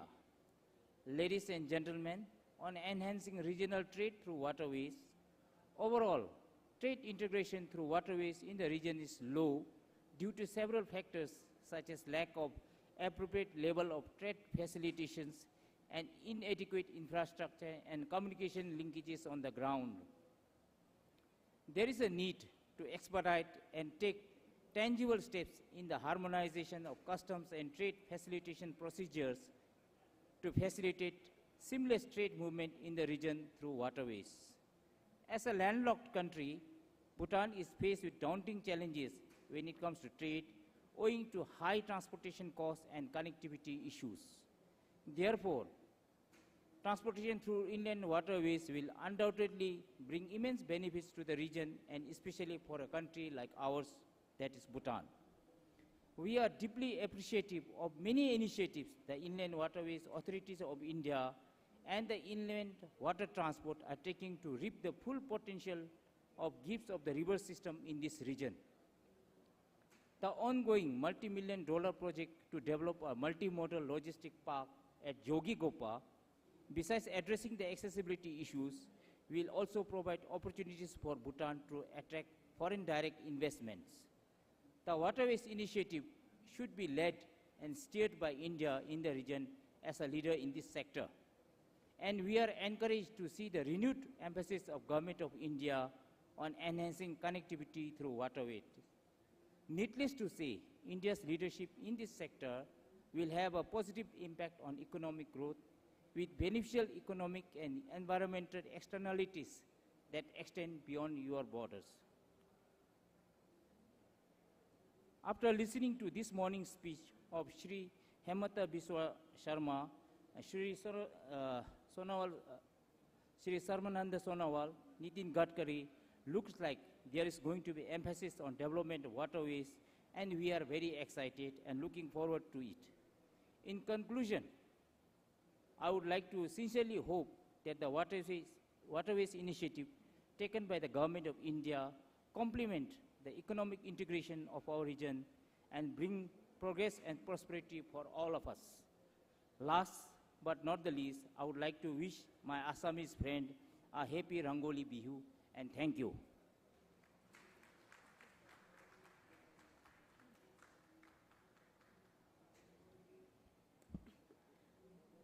Thank you very much, sir, for sharing your thoughts. And it's very heartening to note that Bhutan is already on a long way, way ahead on its journey of integrating waterways with the various logistics supply chain that it has for the country, making it an integral part of its trade and commerce, of its economic development, and also heartening to see what role India can play along with this to have an integrated approach for development. We notice your views on developing additional routes, additional infrastructure, building capacity in the sector to facilitate transportation further. So thank you very much for sharing your thoughts, and we take note of these, and hopefully these will bear fruit. I would like to call upon the next speaker, Mr. Syed Monawar Hussain, Individual Consultant on Inland Water Transportation, Bangladesh Inland Water Transport Authority. He will be joining us virtually. I request the technicians to please patch him in.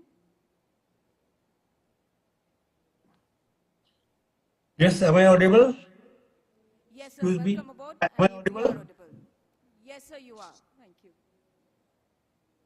Honorable Minister, Government of Assam, distinguished guests and participants on the dais and off the dais, ladies and gentlemen, good afternoon. First of all, I want to express my thanks and gratitude to Chairman IWI for inviting me to speak at this session of Waterway Conclave 2022. You must be aware that a mutually beneficial Indo-Bangla IWT protocol will observe its golden jubilee in October this year. In this context, we can have a look on the progress of this bilateral arrangement. We will see, despite the declining trend in transit traffic, tonnage of intercountry trade cargo is growing and reached about 4 million tons in 2021. This is phenomenal. But when we see that the 95% of the total cargo is shared by only one category of goods, that is fly ash, we must say that it is not healthy.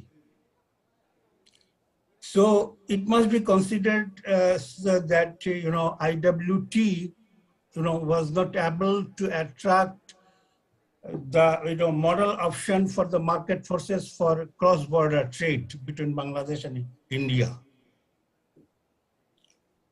Bilateral understanding established recently and development strategies of both the countries are very sound and conducive to the revival of IWT.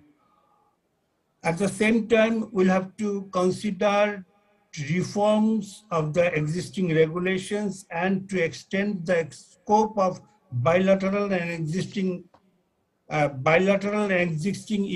sub-regional cooperation. In this regard, I would like to raise some points. First of all, please have a look on the customs procedures.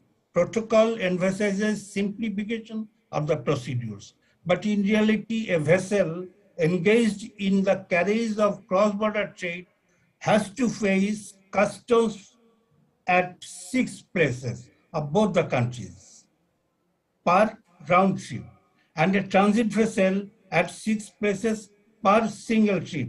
So it is not necessary to explain that this should be reformed. Next, the right to navigation. For each sailing, voyage permission is required from the competent authorities. The procedures have lowered the level of freedom of navigation compared to prevailing system in the EU and in the Mekong Basin. So you will have to abolish, either you will have to abolish the voyage permission system, or you will have to reform the procedures.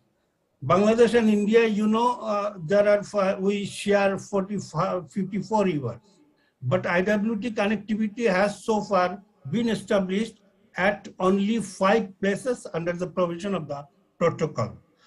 There are many small and localized waterways where navigation and informal trading are continuing. If these are included under PIWTT, livelihood of the border communities will be improved and cultural bondage and connectivity will be further strengthened. For instance, if Demagiri, Mizoram to Rangamati, Bangladesh route is agreed, it will create opportunity for accessibility to the Bay of Bengal, to the people of Mizoram and the adjoining areas. We may consider to establish IWT connectivity between Balat, Meghalaya and Sunamganj, Bangladesh, utilizing Wa Ummangi River and the Cholti River in Bangladesh. So, inclusion of Rajshahi to Aricha route in the protocol is I consider it's a milestone in the history of the bilateral cooperation.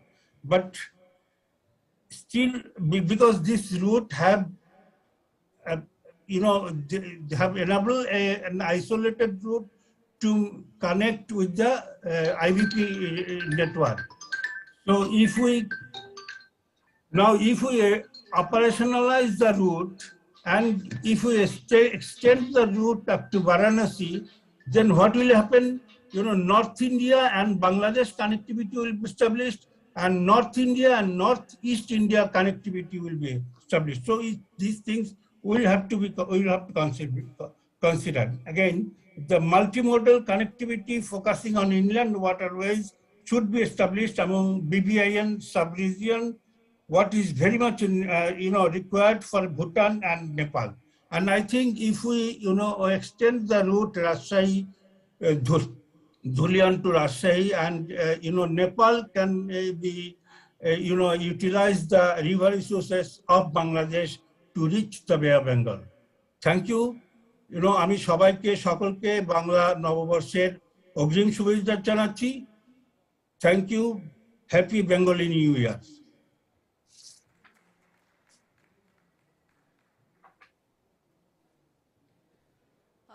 Thank you very much, sir, for sharing your views. It speaks of the volume of experience that you've had and the time you've spent in developing the waterways in Bangladesh, and the very valuable suggestions you've proposed on harmonization of development of SOPs, on how the cultural bond and economic bond can be further enhanced in the region, and also the importance of Bangladesh waterways in connecting northern part of India to northeastern part of India. So very valuable points. Thank you very much, sir, for sharing your views. I would like to call upon next Mr. Reep Hazarika, Managing Director, Brahmaputra Cracker and Polymer Limited, to share his views on the subject. Thank you, sir.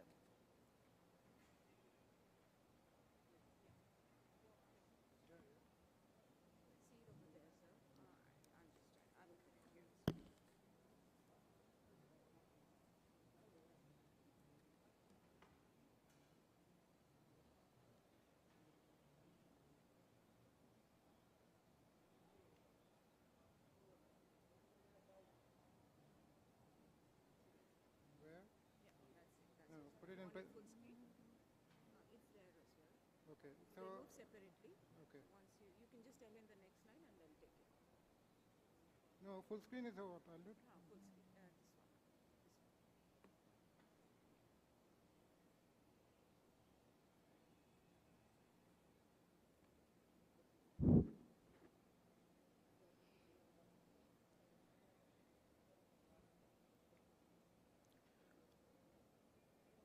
Honorable Minister of Industry and Commerce, Government of... Huh? Next. Okay, sorry. Honorable Minister of Industry and Commerce, Government of Assam, Sri Chandramohan Patwari Dangoria, distinguished officials in the dais, off the dais, ladies and gentlemen. A very good evening to all of you. I understand I'm the third last speaker, and Shruti has given me very less time, so I will try to complete my presentation in as short time as possible. I would also like to thank Inland Water Authority of India and FICCI for giving us this opportunity to be part of this great event. It is indeed a great privilege for our company, Brahmaputra Cracker and Polymer Limited, to be a part of this great event.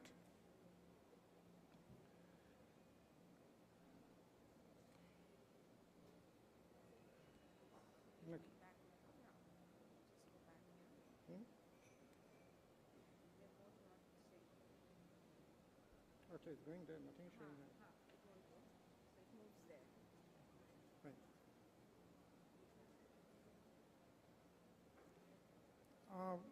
Before I come to the main topic of today's the discussion, I'll just tell you a little of our plant, that is BCPL, what we are doing, so that you can appreciate how we plan to take advantage of riverways trade in the coming days.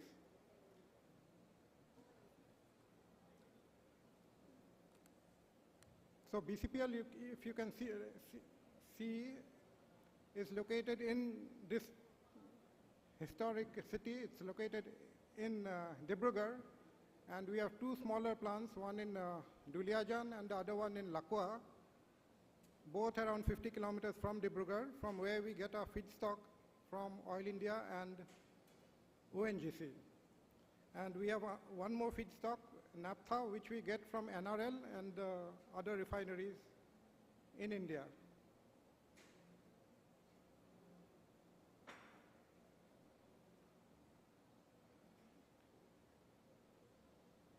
So we are the largest petrochemical plant in the Northeast, and we basically produce polymers, and we are a relatively new plant. We were commissioned in 2016, so we are around 6 years old, and The products that we produce are linear low-density polyethylene, high-density polyethylene, and polypropylene. So we produce different grades of these polymers, which we sell to the market, and we produce around 280,000 tons of polymers. This is just to show how fast we have been moving. We were commissioned in 2016, and normally it takes some time to reach full capacity, but with the team that we have in BCPL, right from our second year, we had stabilized our operation. We achieved around 80% in the second year, and thereafter, from the third year onwards, we've been operating continuously at more than 100% capacity. And in fact, in the last 2 years, despite the COVID, which had put us under a lot of pressure, we were still able to manage more than 100%. In fact, last year also, we had 2 waves of COVID, one in April and the second one in January, but still we could achieve more than 100% capacity.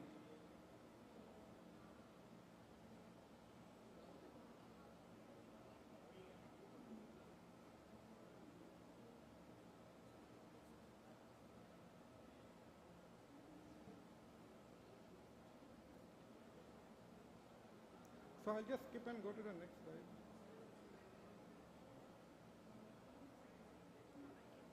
Yeah, why don't you move this? Yeah, okay. Fine, this is better.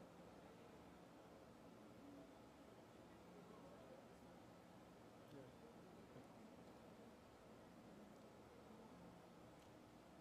So now, after 6 years of operation, our products are well established in the market.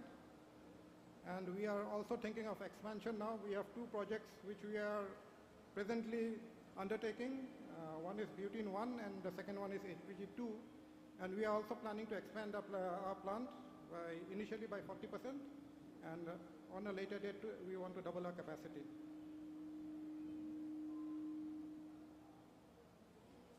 Now, coming to the main topic.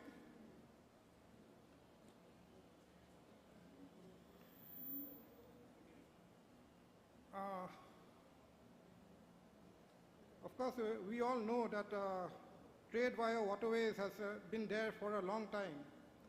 In fact, as our Minister, Honorable Minister Patwari Dangoria had said, that Assam's per capita income was amongst the highest in the country during the pre-independence period.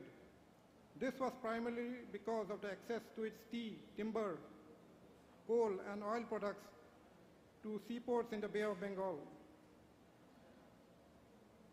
It is also a fact that the first cargo movement in the country carrying tea had started from this very place through the Brahmaputra waterways from Dibrugarh during the British rule as early as in 1944. So it is indeed a great significant that this conclave is being held here in Dibrugarh today. However, sadly, these services have discontinued over time due to various reasons. During the colonial period, Dibrugarh used to be a very important port for exporting tea to England.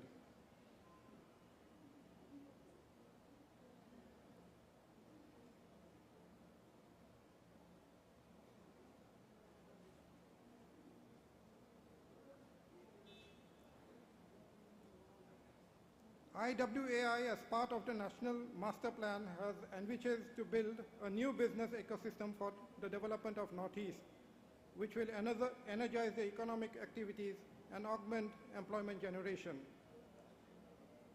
IWAI has plans to provide full support for the seamless cargo transportation to make National Waterway 2 navigable throughout the year. Waterway transportation, as we all know, is the cleanest and cheapest mode of transportation, and so logistic costs will be drastically reduced. BCPL is one of the parties who will be immediately benefited from this initiative. When I say BCPL, it is also applicable to all the other industries that are located here, because we have a lot of refineries here, we have fertilizer units. So all these industries will be benefited the same way as we will be benefited. BCPL has signed an MOU in February 2022 with the Shama Prasad Mukherjee Port Trust, Kolkata, for setting up a naphtha storage facility at Haldia Dock for storing imported naphtha and related logistic support systems. Today, we have signed one more MOU with IWAI, which is another important step because it will ensure the logistic chain movement of our imported feedstocks at competitive prices. BCPL sells 15% of its production in the Northeast, and the balance 85% is sent to mainland India. So it is possible that we move most of this 85% by waterways to Kolkata, and then from there onwards to the final destination. Similarly, new products like butane and naphtha, which are basic feedstock to us, can also be brought in to Dibrugarh by waterways.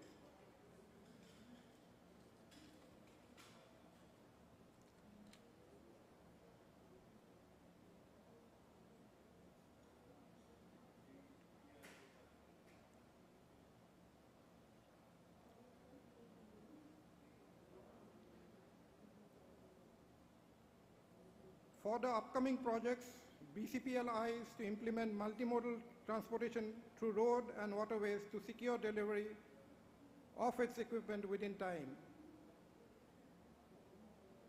As we know, many cities like Dhubri, Guwahati, Tezpur, Dibrugarh, etc. are situated on the banks of the river Brahmaputra, and thereby it will give opportunities for infrastructure development for riverine traffic along the Brahmaputra.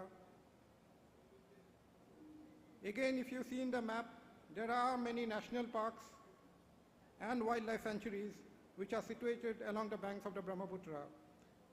River tourism is expected to improve through the successful implementation of this project.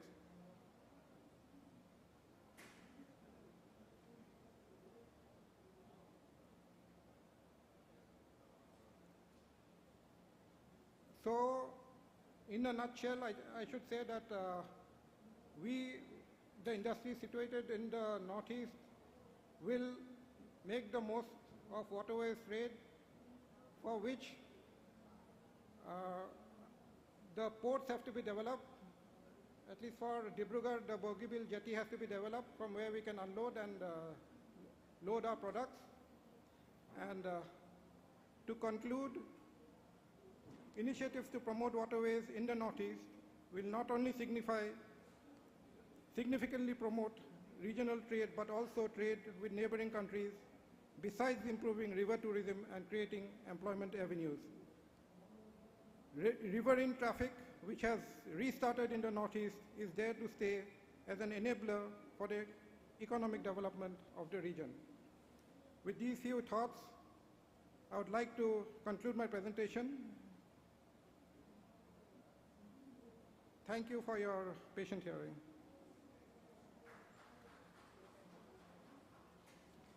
If there are any questions, I can take them after the presentation. Thank you.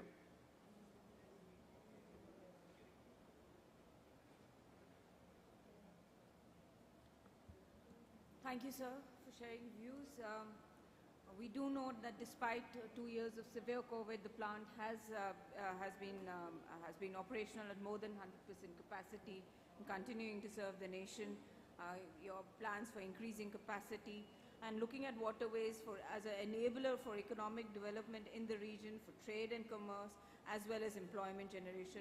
And we're looking at, catering to the requirements of not just your plant, but also other industries in the region, fertilizer and the traditional tea industry, which has been actually using the waterways.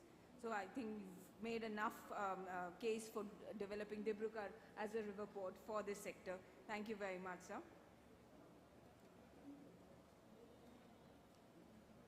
Next, I would like to call upon Mr. S.V.K. Reddy, Chief Engineer, Inland Waterways Authority of India, to give us a view on the initiatives to promote inland waterway infrastructure in the Northeast and significance of Feni River. Sir, we'll call upon you for your presentations.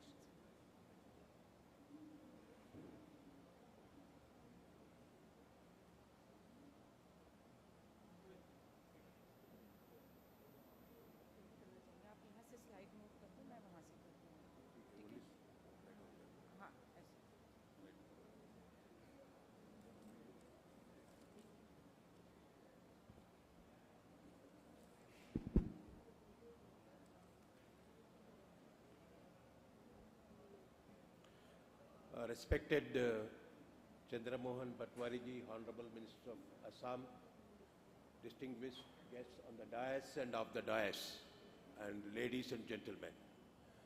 It is a great privilege for me to be here on this occasion to share my views on inland water transport in general and focusing on the projects we take in the Northeastern region and highlighting the importance or requirement of development of River Feni for mutual benefit of both India and Bangladesh.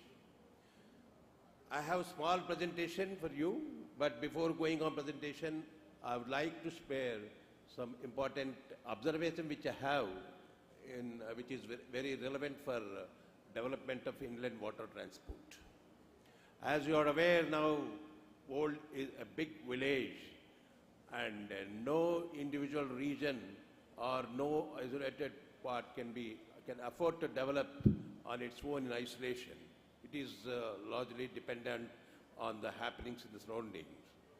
When you talk of development, I think GDP is one of the indices which measures the development, and that GDP is again largely dependent on various factors, of which the logistics cost constitute to be one of the most important constituents of the GDP. Again, GDP, this logistic cost is dependent on various other factors like handling costs, storage costs, and transportation costs, etc., etc., etc. And this transportation, again, considers to be around 30% of the logistic cost. Apparently, one can visualize that about 10% of this total cost of a product is largely dependent on logistics, in turn, the transportation cost. It means a product, if it is moved through some mode of transport, cost 1 rupee. When it is moved through waterways, it is likely to cost only 90 paise. There is a saving of 10 paise. So it is therefore very important to choose the mode of transport to be competitive in your selling in your products. So ladies and gentlemen, now you realize why one should be very careful in choosing the mode of transport, which I will explain to you through my presentation on giving some of the important projects which we take in Northeast region and why one should adopt inland water transport for choosing their mode of transport as their means. So this first slide, I think since for the last 2 days, many of the speakers in the other sessions as well as today's in the previous session, many speakers have spoken about inland water transport. I will not just bore you out with again speaking much on that, but this is just for information. Say that we have declared total 111 national waterways. Out of that, we proposed 19 are already operational in various parts of the country, and total at about 2% of cargo what is being moved in the country is expected to move, is being moved through waterways, and it is proposed to increase it to 5% future, and at about 105 million tons of cargo per annum is being moved through waterways. And there has been phenomenal growth in this waterway movement in the last 1 or 2 years. See, like if it is in 2012 to 13 to 2020, 21, 22, there is a growth of about 18%. This is just for information how we are growing together. Coming to why one should use or why one should adopt inland water transport, you can see from right side from the presentation that about some product, if it is costs 1 rupee in the waterways, when it is moved through railways, it is likely to cost about 20% more, say 1.2x. And when it is through road, it is likely to cost about 90% more, say going to 1.9x rupees. That means some product which is taken, if it is moved, 1 ton of cargo is moved by 1 kilometer on the road, it is likely to cost about 90% more than what it costs when it is moved through waterways. This is exactly what I am hinting about why one should adopt inland water transport, to bring down their costs and to bring down the total, be competitive in the market in selling their goods. This is the major advantage what we have through by moving the goods through inland water transport. Besides that, there is another element of there is a decongestion of roads. If generally we move goods in the waterways by means of vessels of 2,000 ton capacity, that equals at about 125 trucks of 16 tons capacity. So by moving one vessel in the water, you are nearly decongesting a road by 125 trucks.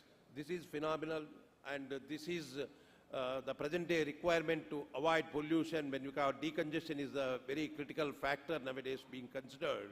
So this is another important reason why one should adopt inland water transport to decongest the roads.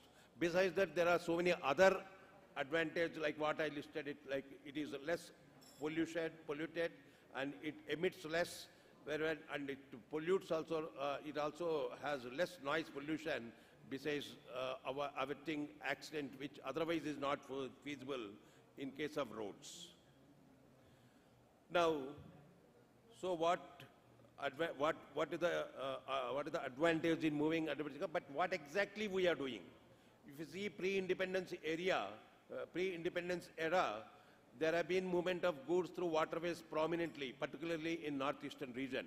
But over a period of time, the roads and railways have developed. As a result, there has been a modal shift to these things. But it has increased so much that now it has become, roads have become overburdened, again forcing or making policy makers to think that, okay, they should come back to inland water transport. It is thus that inland water transport slowly regaining its old glory back. So now what exactly we are doing? We have learned about the advantages we have got of the inland transport, but what we are doing? We are now, see, we have a lot of waterways in the northern part of India or eastern part of India, and there are some national waterways in the northeastern side, you know. So there are about 3 national waterways in eastern part and 2 national waterways in the northeastern region. We are integrating these 2 through 10 inland Indo-Bangladesh protocol routes to have seamless connectivity for the northeastern region and also have connectivity to the ports at Haldia and Calcutta. So this is what we have aimed at. We have declared 10 routes for navigation, and that covers total length of 2,704 kilometers. And we have declared 13 ports of call in this protocol routes, besides 8 bunkering stations to provide bunkering facilities of vessels plying in this waterway. As you can see, there are the list of ports of call is there. Interested participants can take it from the presentation, and they can plan their voyages whenever they intend to ply in this Indo-Bangladesh protocol route. Now coming to the projects in the northeastern state, as you said, that we are taking up so many projects in the national waterways, but besides that, government is also funding the projects in other states where they do not have national waterways, or even if they have national waterways and they need additional projects beyond the projects which Inland Waterways Authority is being taking on the national waterways, we fund through centrally sponsored schemes. So there are at about 16 projects in 5 states of northeastern state which are already being taken up and costing at about 760 crore rupees. And this includes both projects on the national waterways as well as the other waterways of the state government for ferry operations as well as tourist operations.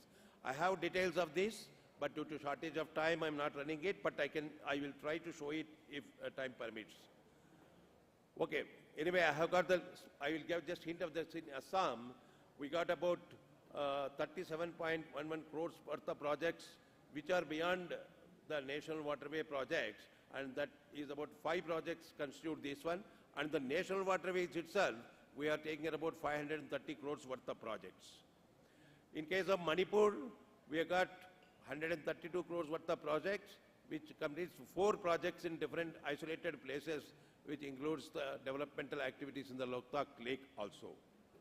Coming to Tripura, we have got are about 45 crores of rupees, 3 projects. We are there. It is already in different stages of execution, and it includes some surveys in some of the rivers also. Under centrally sponsored scheme, government also funds if surveys are required, hydrographic surveys or other surveys in the waterways are required to be taken under centrally sponsored schemes. So this is the case in case of Arunachal Pradesh. We got 2 projects, and we have got also a national waterway there in Arunachal Pradesh, that is Lohit River system for a length of about 100 kilometers, and that is called National Waterway 62. So these are the projects in other states. And in Mizoram, when you come to Mizoram, we have got 24 crores worth of projects covering 3 individual projects besides a national waterway project in National Waterway 102, which actually state government has given some proposals which are under consideration for development in a more in a feasible manner. So these are the projects in the Northeastern, but there are some challenges also which Northeastern region is facing in terms of connectivity. You know, particularly Tripura, Manipur and Mizoram. These are landlocked states which do not have direct access to the sea, and if they want to have connectivity to the ports, they have to go all the way about 1700 kilometers to Haldia, either Haldia or Collector. So this has become major challenge for 3 states, Tripura and Manipur and Mizoram. So this challenge needs to be addressed for really having a competitive connectivity to Northeastern region, and also have a second gateway for their EXIM cargo. So what there are, therefore we propose to develop River Feni. Actually, it is a transboundary river between India and Bangladesh, and this is the closest waterway that can connect these 3 landlocked states, Manipur, Tripura and Mizoram, with the sea, Bay of Bengal. It is just, as you could see from the map, you know, it is the Bangladesh border that is at Amil Ghat. To the seamouth, it is just 34 kilometers away. So if that 34 kilometer stretch of waterway is considered for development, these 3 states will have the advantage of sea exposure, which obviously they can have even port connectivity. See, it will be a penny wise and pound foolish. Someone takes their goods from Tripura and Manipur and Mizoram all the way to Haldia, which is about 1700 kilometers, while leaving just a nearby port Chittagong, which is about 70 kilometers. So this is very crucial for both India and Bangladesh, and also particularly in India, Mizoram and Manipur and Mizoram, to export or import their goods through this Chittagong port or some other means, some other transshipment point in Bay of Bengal. So this Inland Waterways Authority of India is taking up with the concerned authorities to consider this particular route as an Indo-Bangladesh protocol route. This has been already taken up with the government of Bangladesh in various meetings, and it is at different stages of consideration by them, and okay, that we will. So connectivity to Chittagong port, as I told now, for Tripura state and these 3 landlocked states, Haldia port, if you go by road via Siliguri Kadirar, it is about 1650 kilometers. That can be cut down to 34 kilometers, as I explained, by this mode. See, that's the lower part of the word is connectivity. It is almost negligible when you see the red line, which is the road connectivity. So this needs to be taken up by all means, and everyone, I think all interested trade partners, whoever is connected with the trade between India and Bangladesh, or who needs EXIM facility from this part of the region. So this Feni River constitutes a very important link in the whole scenario. This is the EXIM potential. There is, I think it is perceived that about $3.26 million of worth of rupees, worth of goods are being exported from these 3, particularly Assam, and that includes fresh fruits, vegetables, spices, hand tools, and also the import, crushed stone, cement and all, as explained here. So this Feni River facilitates this in a much cheaper and economical way once it is included in the Indo-Bangladesh protocol route. So the other advantage, there are other advantages for the trade community as well as other for planners also. When you come to trade between India and Bangladesh will be benefited for this, and trade between Other part of India and Northeastern also will benefit, besides having exim between the trade with the Northeastern states with the other countries. So these are the trade-related benefits which we have identified by inclusion of Feni River. And besides this, these three states will have shortest sea connectivity, as I already explained. And also it offers a new gateway to the port connectivity to all Northeastern states besides Assam, and improves competitiveness of trade from or to Tripura, from Mizoram and Manipur states also. So it also adds to Bangladesh traffic at Chittagram. So it is for mutual benefit. One had to seriously think of including this one. So considering all these aspects, there is a way forward which we think. We thought we will have to first make a detailed study of this Feni River, which is being already taken up with Bangladesh government. It is under consideration, and probably it will have to be pushed through by various forums, to get it materialized at a faster rate. Then identify the interventions for development of this Feni River. So there is, since it is only 34 kilometers, it will be a good potential point. Even if hard interventions are there, that is to be, even some modifications to be there for existing structures, say, that needs to be done. That is one point which we thought we'll identify and bring to the concerned authorities. And also then the proposal will be mooted to declare or to put it as Indo-Bangladesh protocol route through various means like standing committees with between India and Bangladesh, and take up it and ultimately see that, okay, this particular aspect which is very crucial for Northeast region will materialize. So these are the points which I want to put, and if any audience have any questions, I will be answering in the last of the session. Thank you.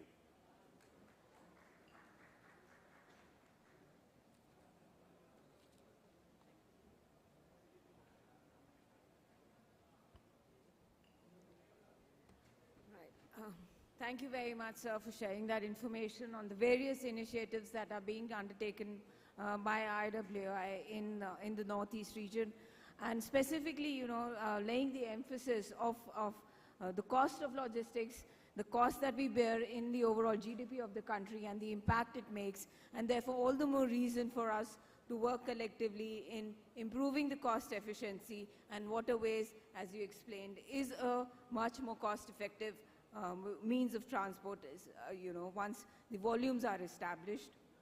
Also, the 700 crores plus of projects that are coming up in various states, and also the emphasis of development of connectivity through Feni River, which actually decreases the distance from 1,600 kilometers to just 34 kilometers for the region to the gateway ports.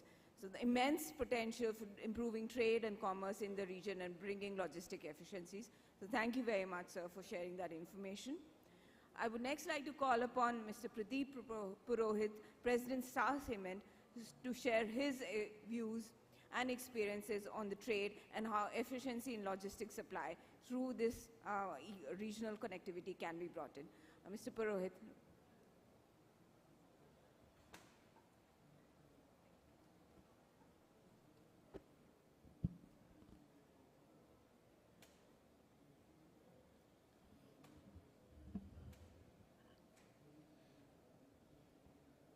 Honorable Minister of Transport, Parliamentary Affairs, Skill Development, Industries and Commerce, Government of Assam, Sri Chandra Mohan Patwari ji, His Excellency Sri Jigme Thenle Namgyal, Consul General, Royal Bhutanese Consulate General, Guwahati, Sri Syed Manohar Hussain, former Director and Secretary, Bangladesh Inland Waterways Authority of Bangladesh Inland Waterways Authority, Sri S.V.K. Reddy, Chief Engineer, Inland Waterways Authority of India,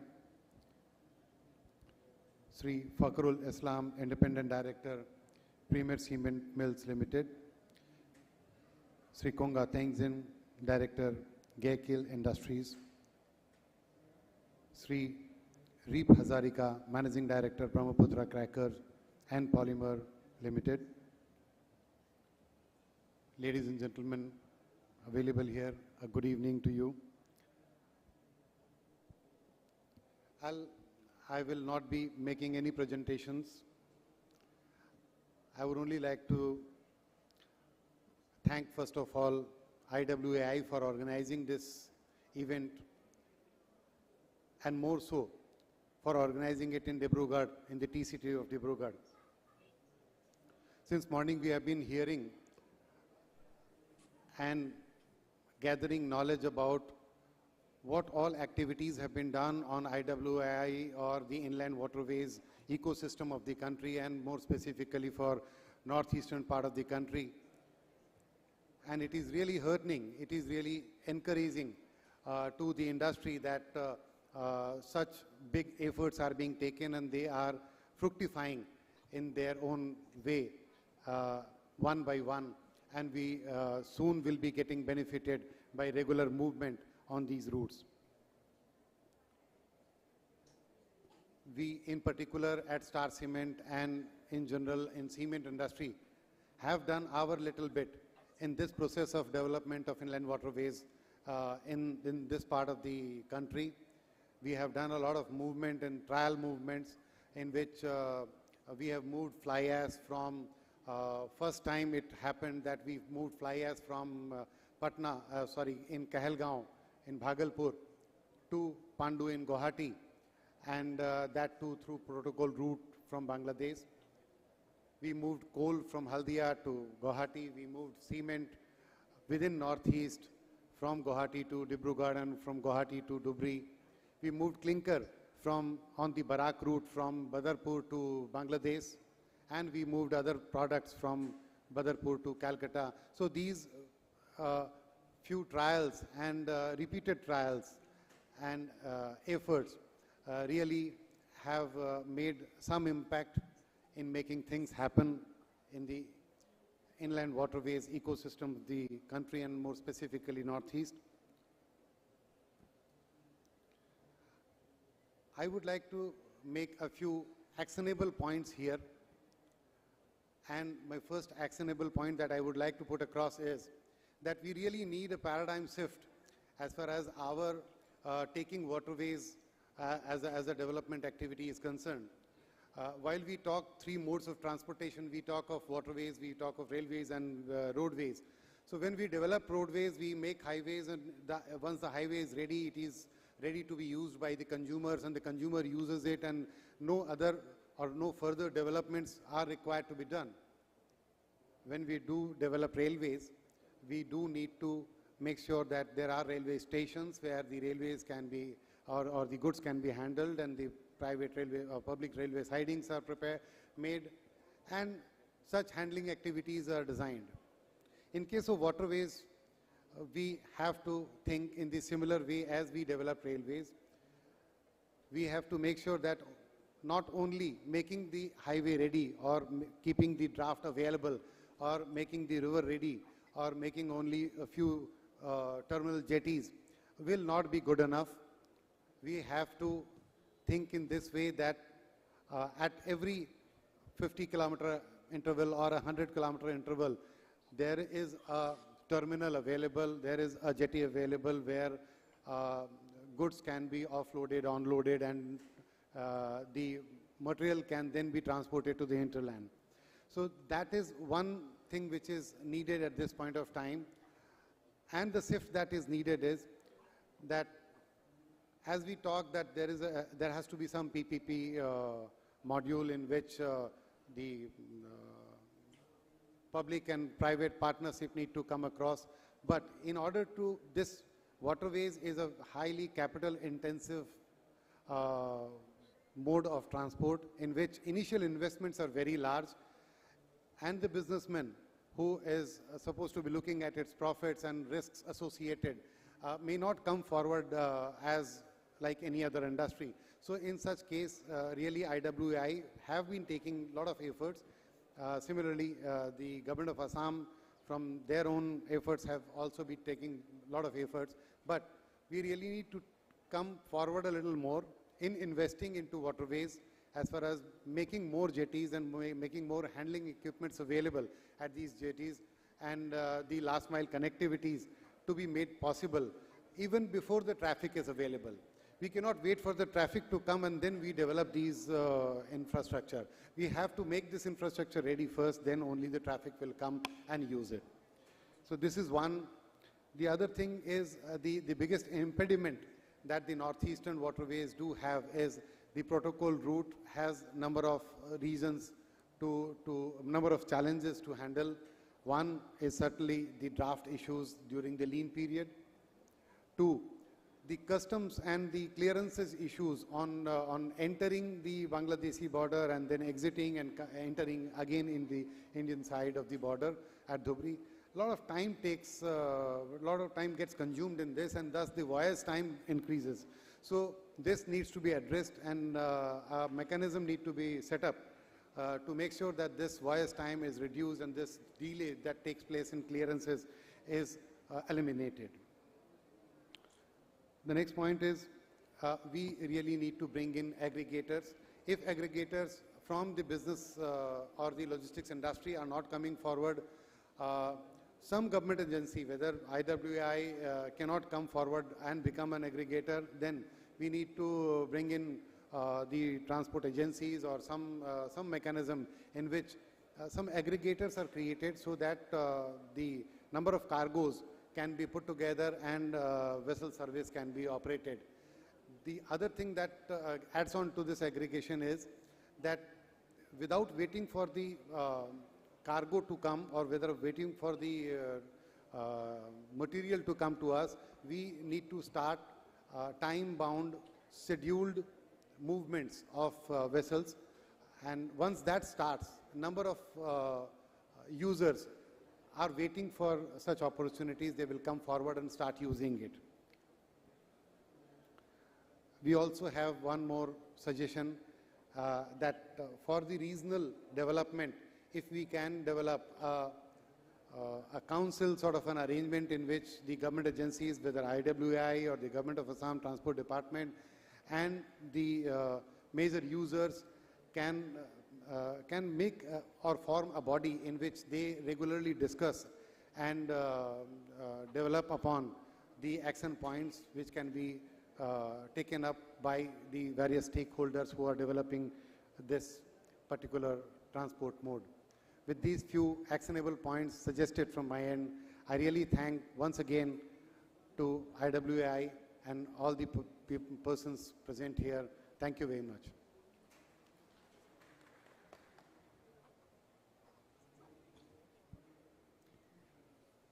Well, sir, that was very crisp and brief. I don't know how to further summarize it. I will still make an attempt. So definitely very valid corollary that you brought of road and rail infrastructure, how that has been brought and how waterways can follow similar. And a hub and spoke model of having a hub somewhere and having multiple network terminals, smaller terminals.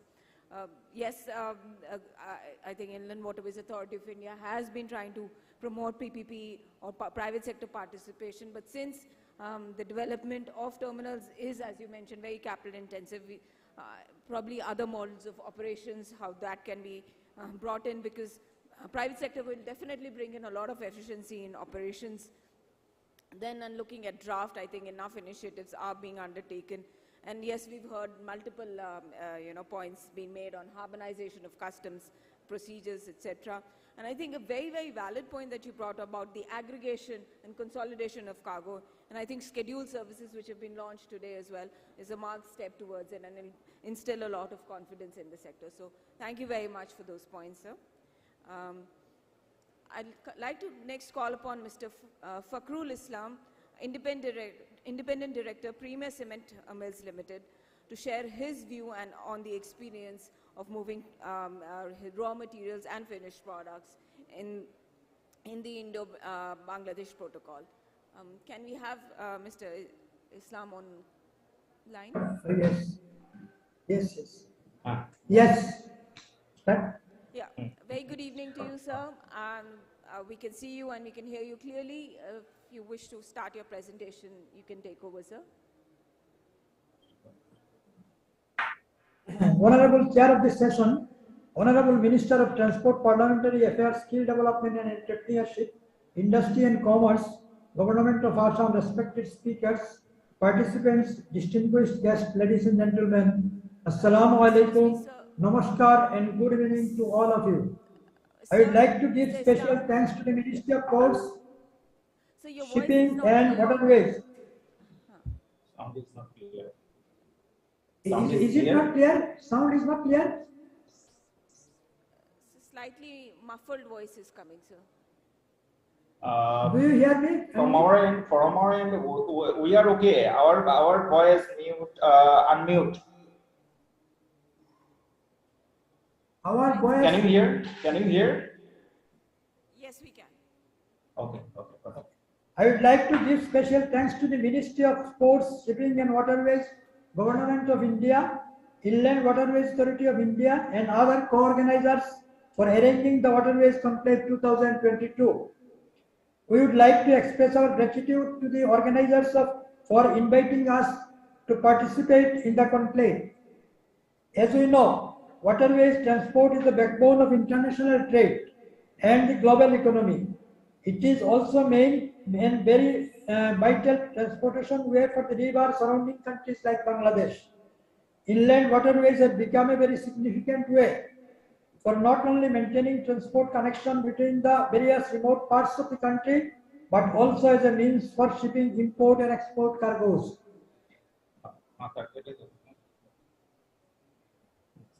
Around waterways, inland waterways have become a very significant way for not only maintaining transport connection between the various remote parts of the country, but also as a means for shipping import and export cargoes.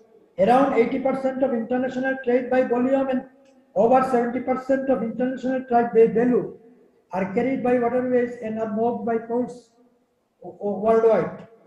Water transport refers to the network for inland waterways. In Bangladesh, about 2/3 of the land is vulnerable for flooding. Most areas remain underwater for 2 to 6 months in a year. As a result, cost of development and maintenance of roads and railways are very high.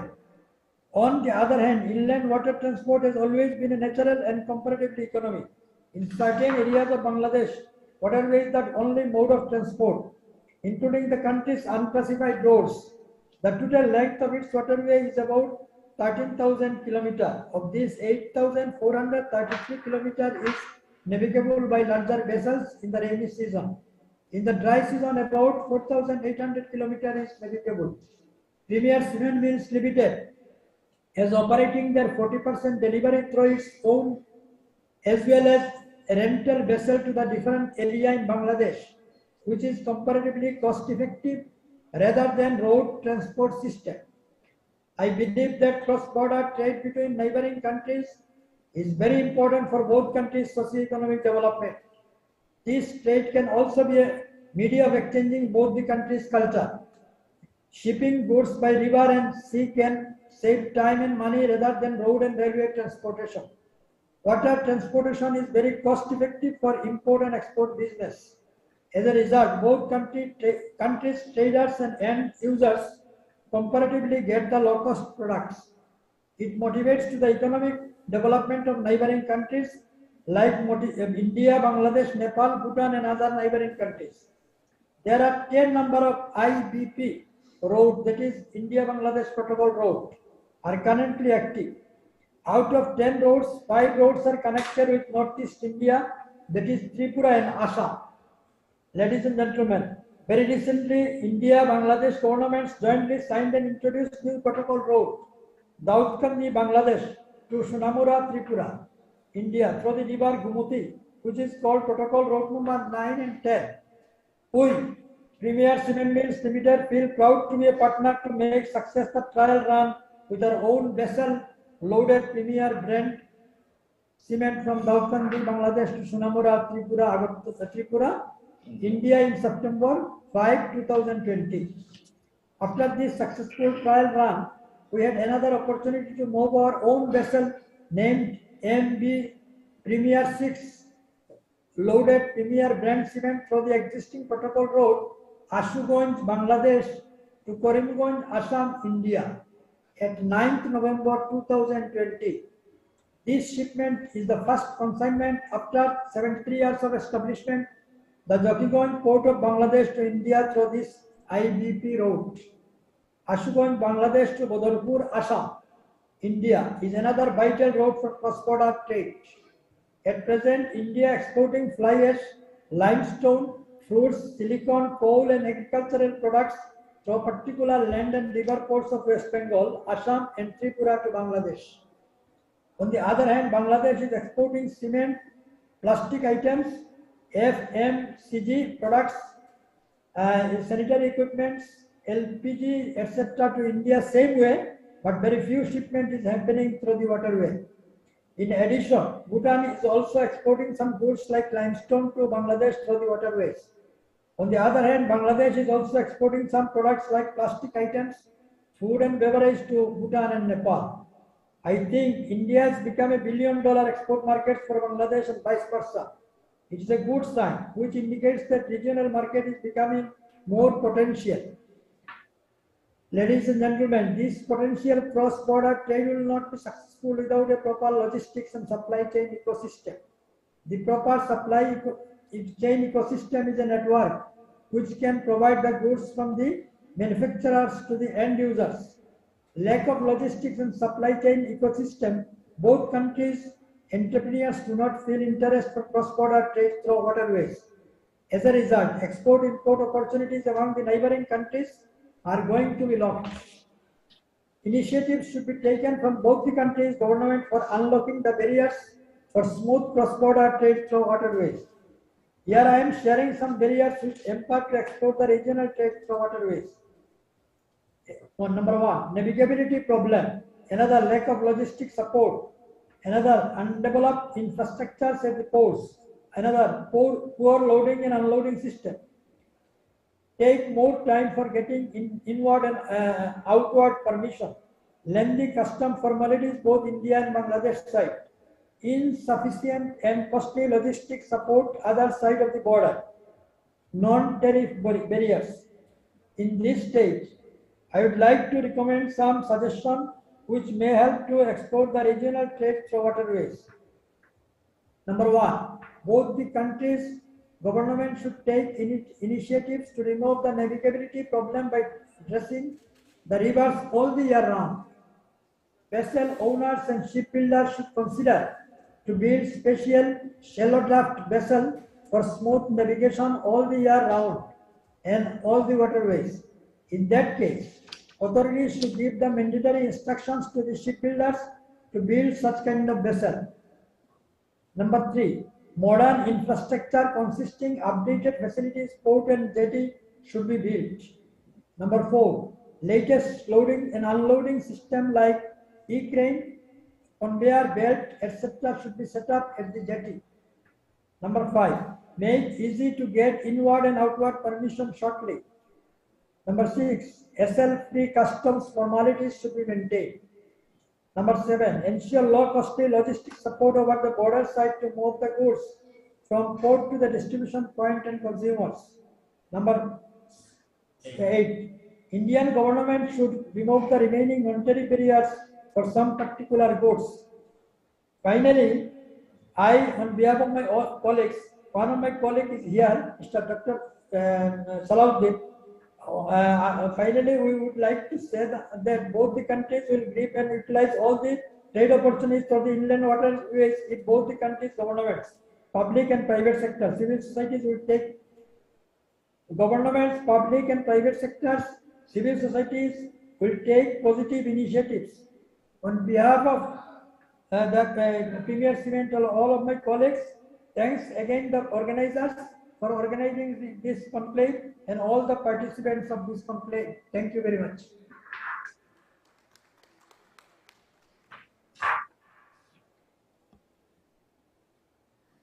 Thank you, Mr. Islam, for sharing those thoughts very quickly and very crisply. Just to summarize, we do understand the importance of inland waterways for Bangladesh as a key mode of transportation with respect to road and rail, the cost effectiveness it brings, and also how environmental friendly it is.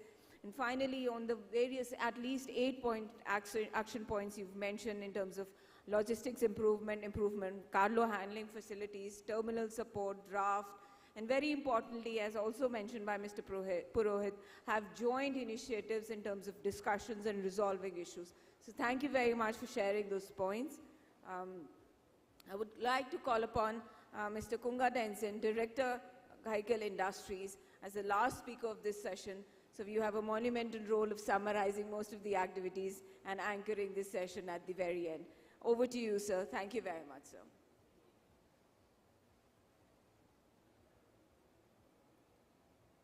Am I online? Yes, sir, you're online and Am I online? loud and clear. Greetings, Your Excellency, Honorable Minister, and my Consular General. Ladies and gentlemen, it is an honor. I will begin with a brief background.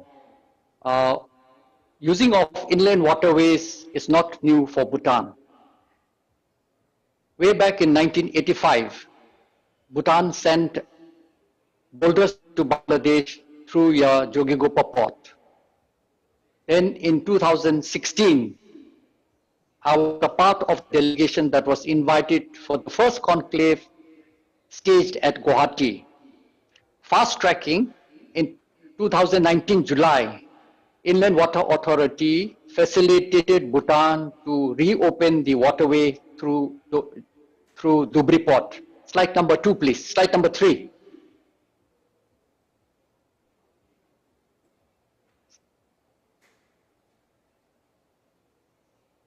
We use this multi-mode system from Bhutan to Dhubri by road, and then from Dhubri to the port of discharge by using inland waterways. So this was the red letter day for Bhutan after a long gap, and we are very thankful to the government of Bhutan to facilitate this particular reopening. Slide number 4.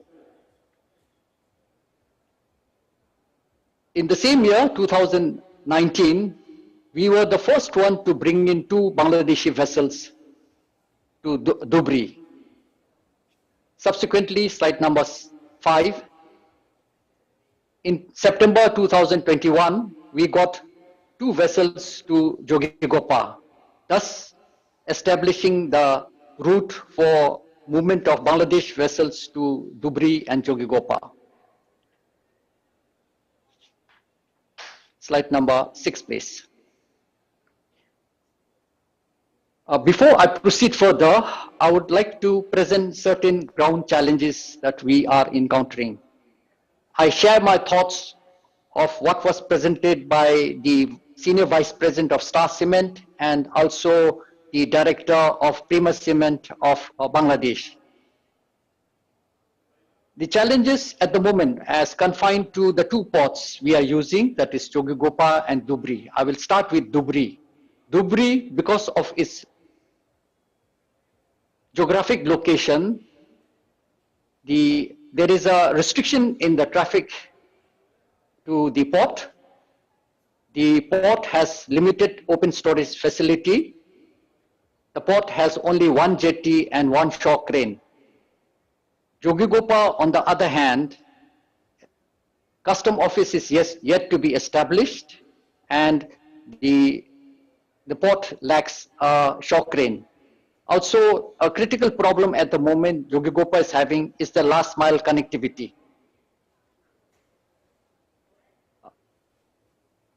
Vessels coming from Bangladesh enter Indian territory through the port of Hatsing Mari. The BSF carry out their checks there. We would like to suggest that the administrative matters such as health inspection and immigration from Dhubri be shifted to Hatsing Mari, wherein we achieve 2 objectives. One is decongestion of Dhubri port, and the vessels bound for Jogigopa can go directly from Hatsing Mari to Jogigopa. Coming to the main point that I'm tasked to address this conclave. Slide number 9, please. It was during the conclave of 2016, the information was shared about inward integration of the waterways flowing from Bhutan. They had highlighted 3 rivers that would be connected to the mighty Brahmaputra. We would like to recommend this for slide number 9, please.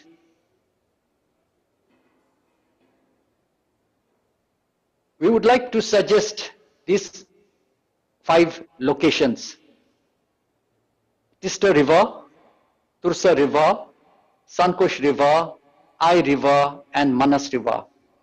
All these locations are along the National Highway 27, and establishment of terminal point along these places would integrate the remote areas to the waterways. Slide number 10, please. Reopening of Dhubri port has injected a new lease of life to the otherwise remote place. Likewise, Jogigopa has equal potential, if not better. Opening of the new ports in this suggested location would guarantee inland water success story to connect the remote areas to the waterways. In conclusion, I would like to express my sincere gratitude to the Minister of Shipping, the Honorable Chairman, Inland Water Authority, for reopening the waterway for Bhutan and keeping the waterway open even during difficult COVID times. I would like to express my gratitude to the Director and his team and Pandu to keeping the traffic open and always available for our difficult times. Lastly, I would like to express my gratitude to Ms. Shaile Agarwal for keeping me connected with the conclave. Thank you, Tashi Dele, and Happy Bihu.